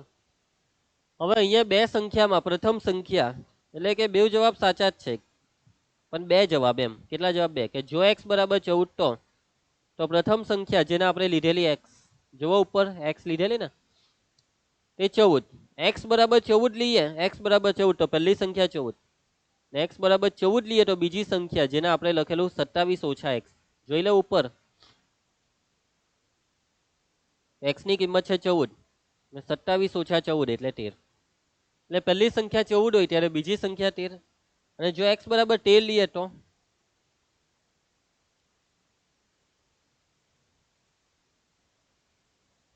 જો x બરાબર 13 તો પ્રથમ સંખ્યા જેને આપણે x ધારેલું તો પ્રથમ સંખ્યા બરાબર x, તો x બરાબર 13. તો બીજી સંખ્યા 27 ઓછા x, જેમાં x ની કિંમત મૂકી દેવું 13 એટલે 14. એટલે એક સંખ્યા 13 છે, બીજી 14. હવે પહેલી હોય કે બીજી, બે સંખ્યા છે તેમાં એક 13 ને બીજી 14. એમ છે આનો જવાબ. સમજ પડશે? ઓકે. x ની કોઈ બી કિંમત લેવ, એક 13 હોય તો બીજી 14, એક 14 હોય તો બીજી 13. ઓકે, ખ્યાલ આવશે? બહુ ઈઝી દાખલો છે અને ખરેખરમાં પૂછાય તો કોના નહીં, 3 માર્ક કોના નહીં આવે? અવયવીકરણ આવડે, આટલું થોડુંક બેઝિક સમીકરણ બનાવતા આવડે. બાકી ઘણા ખતરનાક દાખલા પૂછી શકાય આ ચેપ્ટર માંથી કે જેમાં બાળકોને સમીકરણ બનાવવાના ફાફા પડી જાય. બાકી આવું પૂછે તો લઈ લેજો ભાઈ, 2 માર્ક બેઠા, 3 માર્ક. હવે નવી પહેલાની બ્લુ પ્રિન્ટમાં 3 માર્કનો આવતો, અત્યારની બ્લુ પ્રિન્ટમાં લગભગ 4 માર્કનો છે ને. હવે 4 માર્કમાં બી પૂછી નાખે, કઈ નક્કી નહીં કહેવાય ભાઈ બોર્ડ વાળાનું. ચાલો આગળ વધીએ. નેક્સ્ટ ચોથો પ્રશ્ન કરીએ.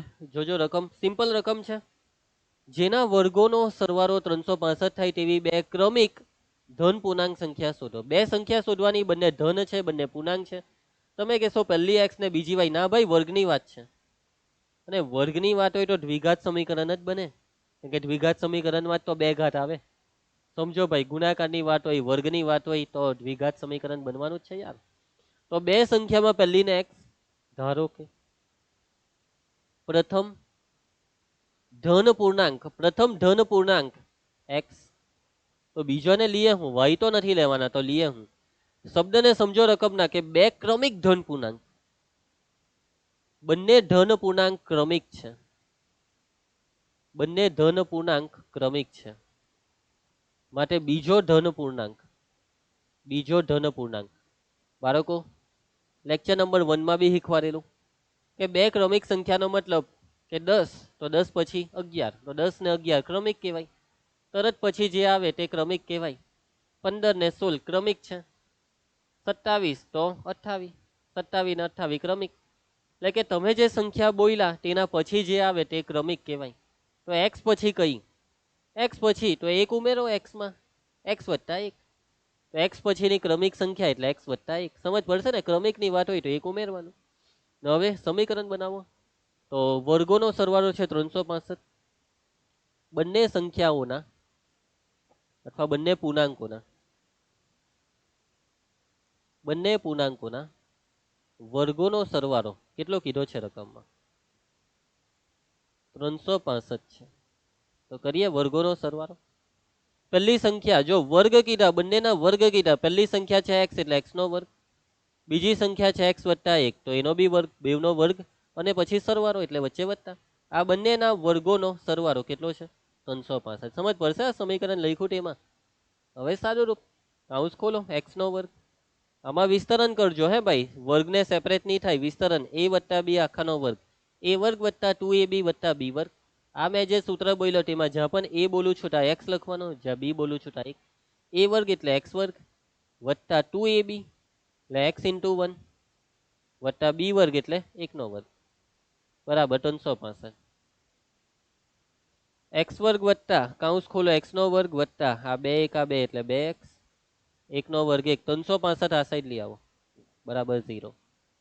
x વર્ગ વત્તા x વર્ગ એટલે 2x નો વર્ગ આ વત્તા 2x 1 ઓછા 365 એટલે માઇનસ 364.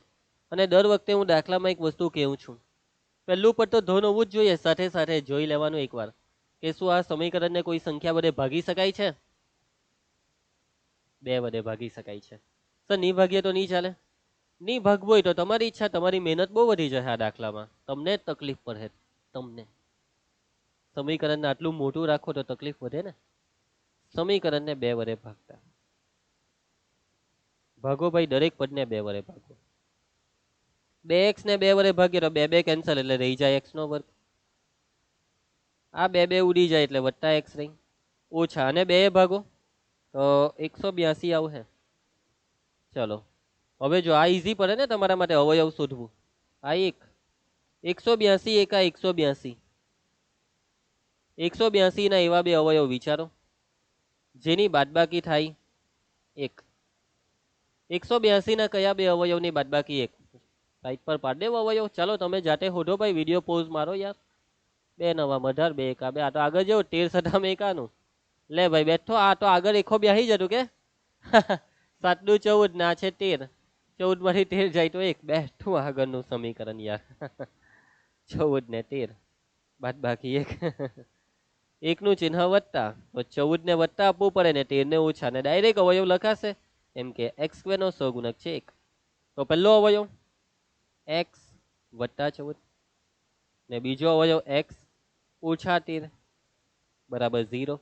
0 સાથે બેવને સરખાવો, x વત્તા 14 બરાબર 0 और x ઓછા 13 બરાબર 0. x ને કરતા બનાવો વત્તા 14 સામે એટલે ઓછા 14, ઓછા 13 ને સામે એટલે વત્તા 13. હવે ઓછા 14, શું ઓછા 14 ચાલે? જો ચાલી હો જાય ને ની હો ચાલે, રકમ પર છે બધી વસ્તુ. રકમમાં જુઓ ચોખ્ખું શબ્દ કીધું છે કે ધન પૂર્ણાંક, ધન. અહીંયા માઇનસ વાળો જવાબ તો નહીં લેવાય ને, ધન કીધું હોય, જે શક્ય નથી કારણ કે માંગેલ પૂર્ણાંક ધન છે. તો x બરાબર 13 એ છે આપણો આન્સર. બે સંખ્યામાં પહેલી સંખ્યા 13, બે સંખ્યા ક્રમિક તો 13 પછી જે આવે તે બીજી 14. માટે પ્રથમ સંખ્યા, પ્રથમ ધન પૂર્ણાંક કે જેને આપણે x ધારેલો જોવો શરૂઆતમાં, અને x ની કિંમત આવી છે 13 એટલે પહેલો પૂર્ણાંક 13.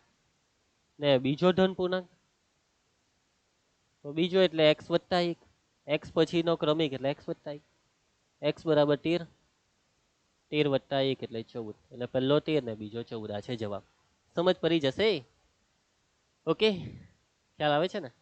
ચાલો તો પછી આગળ વધીએ. નેક્સ્ટ પ્રશ્ન 5 જુઓ, રકમને સમજો. હવે કાટકોણ ત્રિકોણની વાત છે એટલે ભૂમિતિ.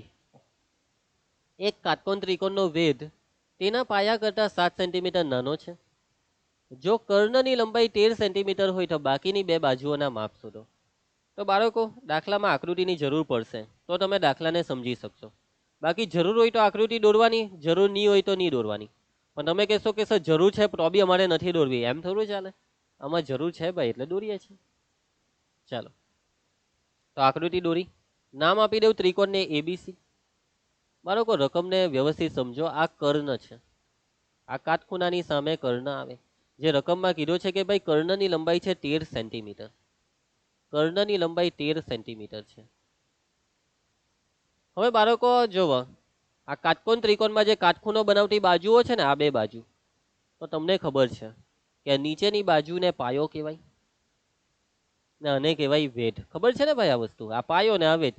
રકમ કહેવા માંગે છે કે વેધ પાયા કરતા 7 સેન્ટીમીટર નાનો છે. આ વેધ નાનો છે, પાયા કરતા 7 સેન્ટીમીટર. તો બસ કોને એક્સ ધારીએ આ બેમાંથી? તમારે શોધવાનું છે બાકીની બે બાજુ, એટલે આ બેવના માપ શોધવાના છે, એબી અને બીસી બેવના. એટલે આ બેમાંથી કોઈ એકને એક્સ, કોને એક્સ લઈએ તો બાળકો વેધ પાયા કરતા 7 સેન્ટીમીટર નાનો છે. એટલે પાયો હોય તો વેધ મળે ને. વેધ એ પાયા પર આધાર રાખે છે, પાયાને એક્સ લેવો પડે. પાયાને એક્સ લઈએ તો વેધ કેટલો થશે? તો વેધ કેટલો છે? પાયા કરતા 7 સેન્ટીમીટર નાનો, પાયો એક્સ, એક્સ કરતા 7 નાનું એટલે એક્સ ઓછા 7. સમજ પડશે વાતમાં? તો ચાલો બધું લખી દઈએ કે ધારો કે ત્રિકોણ એબીસી કાટકોણ ત્રિકોણ છે તથા આ કાટકોણ ત્રિકોણમાં ખૂણો બી 90 નો છે. ખૂણો બી બરાબર 90. એનો મતલબ એસી કર્ણ છે, માટે કર્ણ એસી જેની લંબાઈ તમને રકમમાં આપેલી છે 13 સેન્ટીમીટર. હવે તમે પાયાને એક્સ લીધો. કેમ પાયાને જ એક્સ લીધો તે બધી વસ્તુ તમને સમજાવી દીધી છે. ધારો કે પાયો બીસી બરાબર એક્સ સેન્ટીમીટર.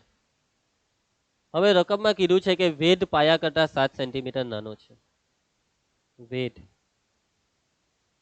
પાયા કરતા 7 સેન્ટીમીટર નાનો છે. એનો મતલબ કે વેધ એબી પાયો છે એક્સ, એક્સ કરતા 7 સેન્ટીમીટર નાનો એટલે એક્સ ઓછા 7 સેન્ટીમીટર. ક્લિયર? એક્સ ને શોધીએ કેવી રીતના? જેટલી પણ વસ્તુની જરૂર છે તે બધી વસ્તુ તૈયાર છે. હવે ખેલ છે સમીકરણ બનાવવાનો, કે સમીકરણ કેવી રીતના બનાવીએ. સમીકરણ બનાવવાની કઈ હિન્ટ આપી છે? દર વખતે રકમમાં કઈક હિન્ટ આપી દઈ કે ચાલો આવું આવું છે, સમીકરણ બનાવી દઉં. અહીંયા કોઈ હિન્ટ જ નથી, પરંતુ હિન્ટ એ તમારી બુદ્ધિ છે. તો બાળકો વાત કાટકોણ ત્રિકોણની છે, આ તો હિન્ટ છે કે ભાઈ આ ત્રિકોણ કાટકોણ છે, આ તો હિન્ટ છે કે કાટકોણ ત્રિકોણ. તો કાટકોણ ત્રિકોણ વિશે ખબર છે? કાટકોણ ત્રિકોણને લાગુ પડતું પરિણામ તો કે ભાઈ કાટકોણ ત્રિકોણ એટલે પાયથાગોરસનું પ્રમેય. યસ બાળકો, પાયથાગોરસનું પ્રમેય વાપરો એટલે આ દાખલો થશે. પાયથાગોરસના પ્રમેયથી સમીકરણ બનશે. પાયથાગોરસનું પ્રમેય કે ત્રિકોણ એબીસી જે કાટકોણ ત્રિકોણ છે, આ ત્રિકોણ એબીસી માં ખૂણો બી 90 નો છે, માટે આપણે આ કાટકોણ ત્રિકોણમાં વાપરી શકીએ પાયથાગોરસનું પ્રમેય. કે પાયથાગોરસના પ્રમેય પ્રમાણે શું કહે છે પાયથાગોરસનું પ્રમેય? કે ભાઈ કાટકોણ ત્રિકોણમાં કર્ણનો વર્ગ એ બાકીની બે બાજુઓના વર્ગોના સરવાળા જેટલો. કર્ણનો વર્ગ, કર્ણ છે એસી એટલે કે એસી નો વર્ગ બરાબર બાકીની બે બાજુ એટલે એબી ને બીસી, એબી અને બીસી ના વર્ગોનો સરવાળો. તો આ વસ્તુ તમે 8મા ધોરણથી કરો છો, 7મા 8માંથી આવે છે પાયથાગોરસનો પ્રમેય. બરાબર ને? હવે કિંમત મૂકો એટલે સમીકરણ બને. એસી છે 13 એટલે 13 નો વર્ગ, એબી એક્સ ઓછા 7 નો વર્ગ વત્તા બીસી ભાઈ એક્સ ધારેલું એક્સ નો વર્ગ. સાદુરૂપ આપતા જાઓ. 13 નો વર્ગ કેટલો થાય? વર્ગમૂળે કરવા કીધેલા છે બેઝિક મેથ્સની જ્યારે શરૂઆત કરી લઈ ત્યારે.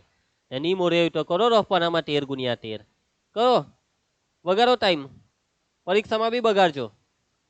13 નો વર્ગ 169 આવડવું જ જોઈએ ભાઈ. એના બરાબર કાઉન્સ ખોલો, એક્સ ઓછા 7 નો વર્ગ વિસ્તરણ કરજો આમાં એ ઓછા બી આખાના વર્ગના સૂત્રથી એ વર્ગ ઓછા 2ab વત્તા બી વર્ગ. જ્યાં પણ એ છે ત્યાં એક્સ અને બી છે ત્યાં 7. એ વર્ગ એટલે એક્સ નો વર્ગ માઇનસ 2ab માં એ એટલે એક્સ ને બી એટલે 7 વત્તા બી વર્ગ એટલે ભાઈ આ સત્તુ સોપારીનો વર્ગ વત્તા આ એક્સ નો વર્ગ કાઉન્સ ખોલો એટલે એક્સ વર્ગ 169 બરાબર આ એક્સ વર્ગ, આ 7 દુ 14 14x, સત્તુ સોપારીનો વર્ગ 49 વત્તા એક્સ વર્ગ. 169 ને પેલી બાજુ જવા દે, વાંધો નહીં ને. એક્સ વર્ગ વત્તા એક્સ વર્ગ એટલે 2x નો વર્ગ ઓછા 14x વત્તા 49. 169 પેલી સાઈડ જાય છે. હવે બાળકો આ જે જમણી સાઈડ છે તેને ડાબી સાઈડ લખી દઉં. આ 0 ને જમણી સાઈડ 2x નો વર્ગ ઓછા 14x, આ બાદબાકી મોટા છે 169, આ 0 16 માંથી 4 જાય તો 12 માઇનસ 120. ધ્યાનથી જોવો ભાઈ, આખા સમીકરણને જોવાનું ભગાય કે નહીં ભગાય, આ સ્ટેપ ભૂલે છે બાળક. સમીકરણને કેટલાય ભગાય છે? સમીકરણને 2 વડે ભાગતા. આ લીટી નહીં લખે તો બી ચાલે, પણ મેં એટલા માટે લખું છું કે તમને સમજ પડે ગમે ત્યારે દાખલો જોવો તમારી નોટમાં. ત્યારે ઘણા બાળકને ભાન ભૂલી જાય છે. 2 2 ઉડી જાય એટલે x નો વર્ગ, 2 સતામ 14 60x, 2 છંગ 12 એટલે 60. ચાલો અવયવ પાડીએ. 60 ના એવા બે અવયવ કે જેની બાદબાકી થાય 2700 પાડી. અહીંયા ડાયરેક્ટ 60 એટલા માટે કેમ કે આ 1 60 એકા 60 એમ સમજી જાઓ. ચલો બાદબાકી થાય 7.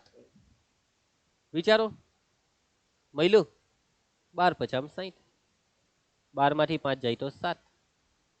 હવે બાળકો 7 નું ચિહ્ન માઇનસ છે એટલે 12 ને માઇનસ 5 ને પ્લસ તો માઇનસ 7 આવશે. ડાયરેક્ટ અવયવ લખાય કેમ કે x નો સહગુણક છે 1, x ઓછા 12 બીજા કૌંસમાં x વત્તા 5 બરાબર 0. 0 સાથે બેવને સરખાવો. x ઓછા 12 બરાબર 0 અથવા x વત્તા 5 બરાબર 0. x ને કરતા બનાવો. ઓછા 12 ને સામે એટલે વત્તા 12, વત્તા 5 સામે ઓછા 5. ઓછા 5 ભાઈ કાટકોણ ત્રિકોણની બાજુ ઋણ નહીં આવી શકે. બાજુનું માપ માઇનસમાં ના ભાઈ ના.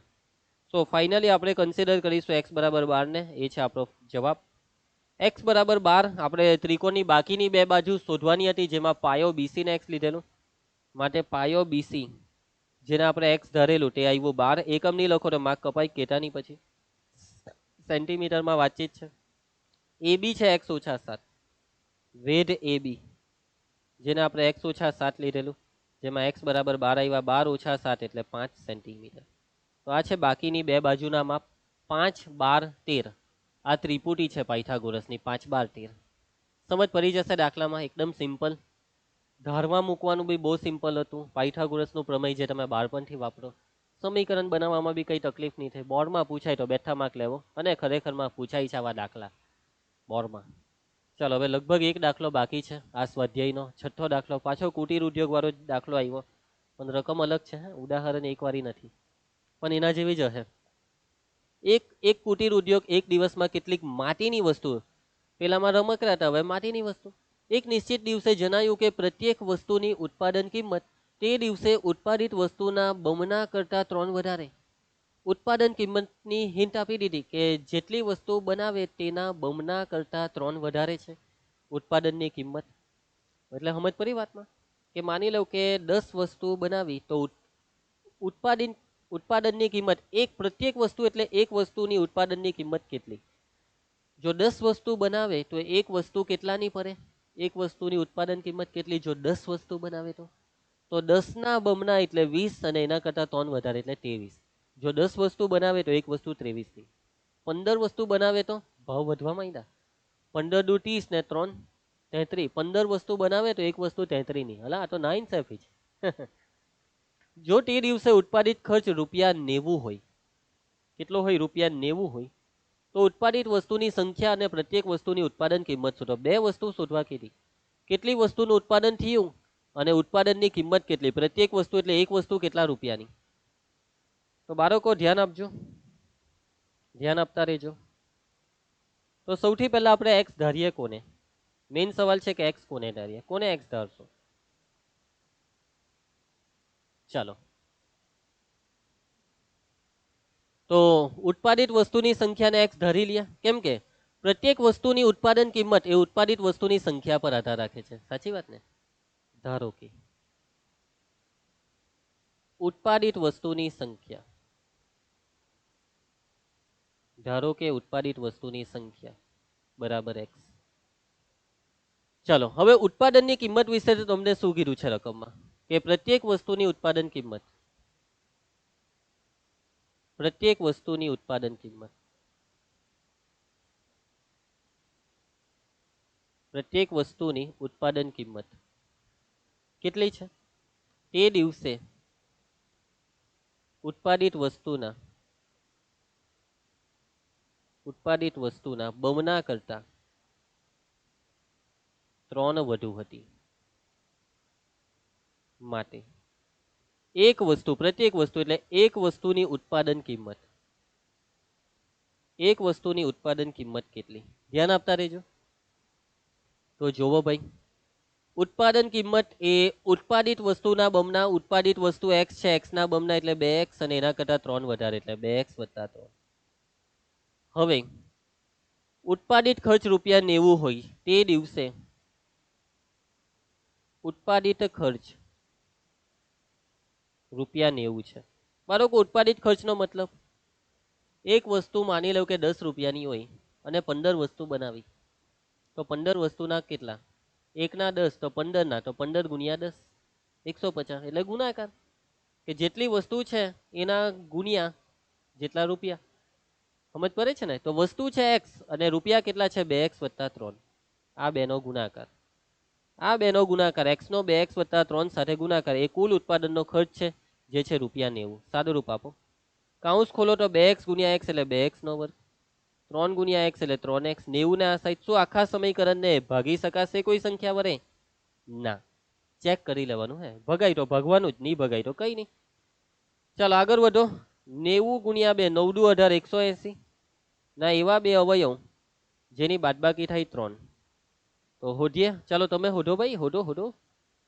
2 9 18 90, 45 દુ 90, 15 તાલી 45, 3 50 15, 5 1 5. બરાબર છે? ચાલો ગોઠવો ભાઈ, બાદબાકી લાવો ભાઈ, બાદબાકી ભૂલી નહીં જતા. કેટલી લાવવાની છે? 3. 5 તાલી 15, 3 દુ 6 દુ 12. અરે વાહ ભાઈ વાહ, કામ થઈ ગયું. 15 માંથી 12 જાય તો 3 લે ભાઈ, એકી ફેરીમાં. હવે 3 કેવા? વત્તા કે ઓછા? વત્તા 3.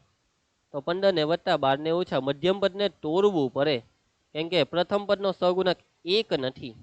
કેટલો નથી? 1 નથી. તોડો. 2x નો વર્ગ વત્તા 3x ના ટુકડા વત્તા 15x ઓછા 12x ઓછા 90 બરાબર 0. આ બેમાંથી કોમન નીકળે x, કૌંસમાં રહેશે 2x + 15 ઓછા આ બેમાંથી કોમન શું નીકળે? કેટલા કોમન નીકળે છે? કેટલા કોમન નીકળે છે? 6. આ થોડુંક વિચારવાનું તમારે. 6 દુ 12 અને 15 છંગ 90. હા 12 ઓછા છે એટલે ચિહ્ન બદલાય. ની ખ્યાલ આવે તો અવયવ પાડી દેવાના. 12 ના અવયવ 2 દુ 4 તાલી 12, 90 ના અવયવ 45 દુ 90, 15 તાલી 45, 5 તાલી 15. હવે જો આમાં આ 2 કોમન, આ 3 કોમન, એટલે 2 તાલી 6, 6 કોમન નીકળે. આવી રીતના ખબર પડી જાય, સિમ્પલ. ચાલો આ બેમાંથી 2x + 15 ને બીજા કૌંસમાં x ઓછા 6 બરાબર 0. 0 સાથે બેવને સરખાવી દો તો 2x + 15 બરાબર 0 और x ઓછા 6 બરાબર 0. x ને કરતા બનાવી દો તો 2x બરાબર વત્તા 15 સામે એટલે ઓછા 15, ઓછા 6 સામે વત્તા 6, 2 ને નીચે જવા દો એટલે ઓછા 15 ના છેદમાં 2. બાળકો, ઉત્પાદિત વસ્તુની સંખ્યા માઇનસમાં થોડી હોય, માઇનસમાં થોડું ઉત્પાદન થાય, ઉત્પાદન માઇનસમાં થાય નહીં, જે શક્ય નથી. -15 ના છેદમાં 2 આ વસ્તુ શક્ય નથી. ઉત્પાદિત વસ્તુની સંખ્યાને આપણે x ધરેલું, માટે ઉત્પાદિત વસ્તુની સંખ્યા જેને આપણે x ધારેલું તે આવ્યા 6. અને પ્રત્યેક વસ્તુની ઉત્પાદન કિંમત, પ્રત્યેક વસ્તુની ઉત્પાદન કિંમત જેને આપણે ધારેલું છે અહીંયા જોવો 2x + 3. મૂકી દો x ની જગ્યા પર 6, 2 કૌંસમાં 6 + 3, 6 દુ 12, 12 ને 3 15. એકમ ભૂલી ગયા તો માર્ક કપાશે રૂપિયા. એક વસ્તુ 15 રૂપિયાની છે ને કેટલી વસ્તુ બનાવી? 6 વસ્તુ બનાવી. 15 છંગ 90, 90 રૂપિયા. તારો હો બેહી ગયો. પડી જાય સમજ દાખલામાં? દાખલો પૂરો થાય છે. સ્વાધ્યાય લગભગ પતી ગયો. આ છેલ્લો દાખલો છે સ્વાધ્યાયનો. હવે PYQs. આ PYQ જુલાઈ 2023 બેઝિક મેથ્સ કીધેલું ને, પેલું વચ્ચે સ્ટાર્ટિંગમાં આવેલો, મેં કીધેલું સ્વાધ્યાય પતે એટલે કરાવી દેવા. ચાલો કરીએ.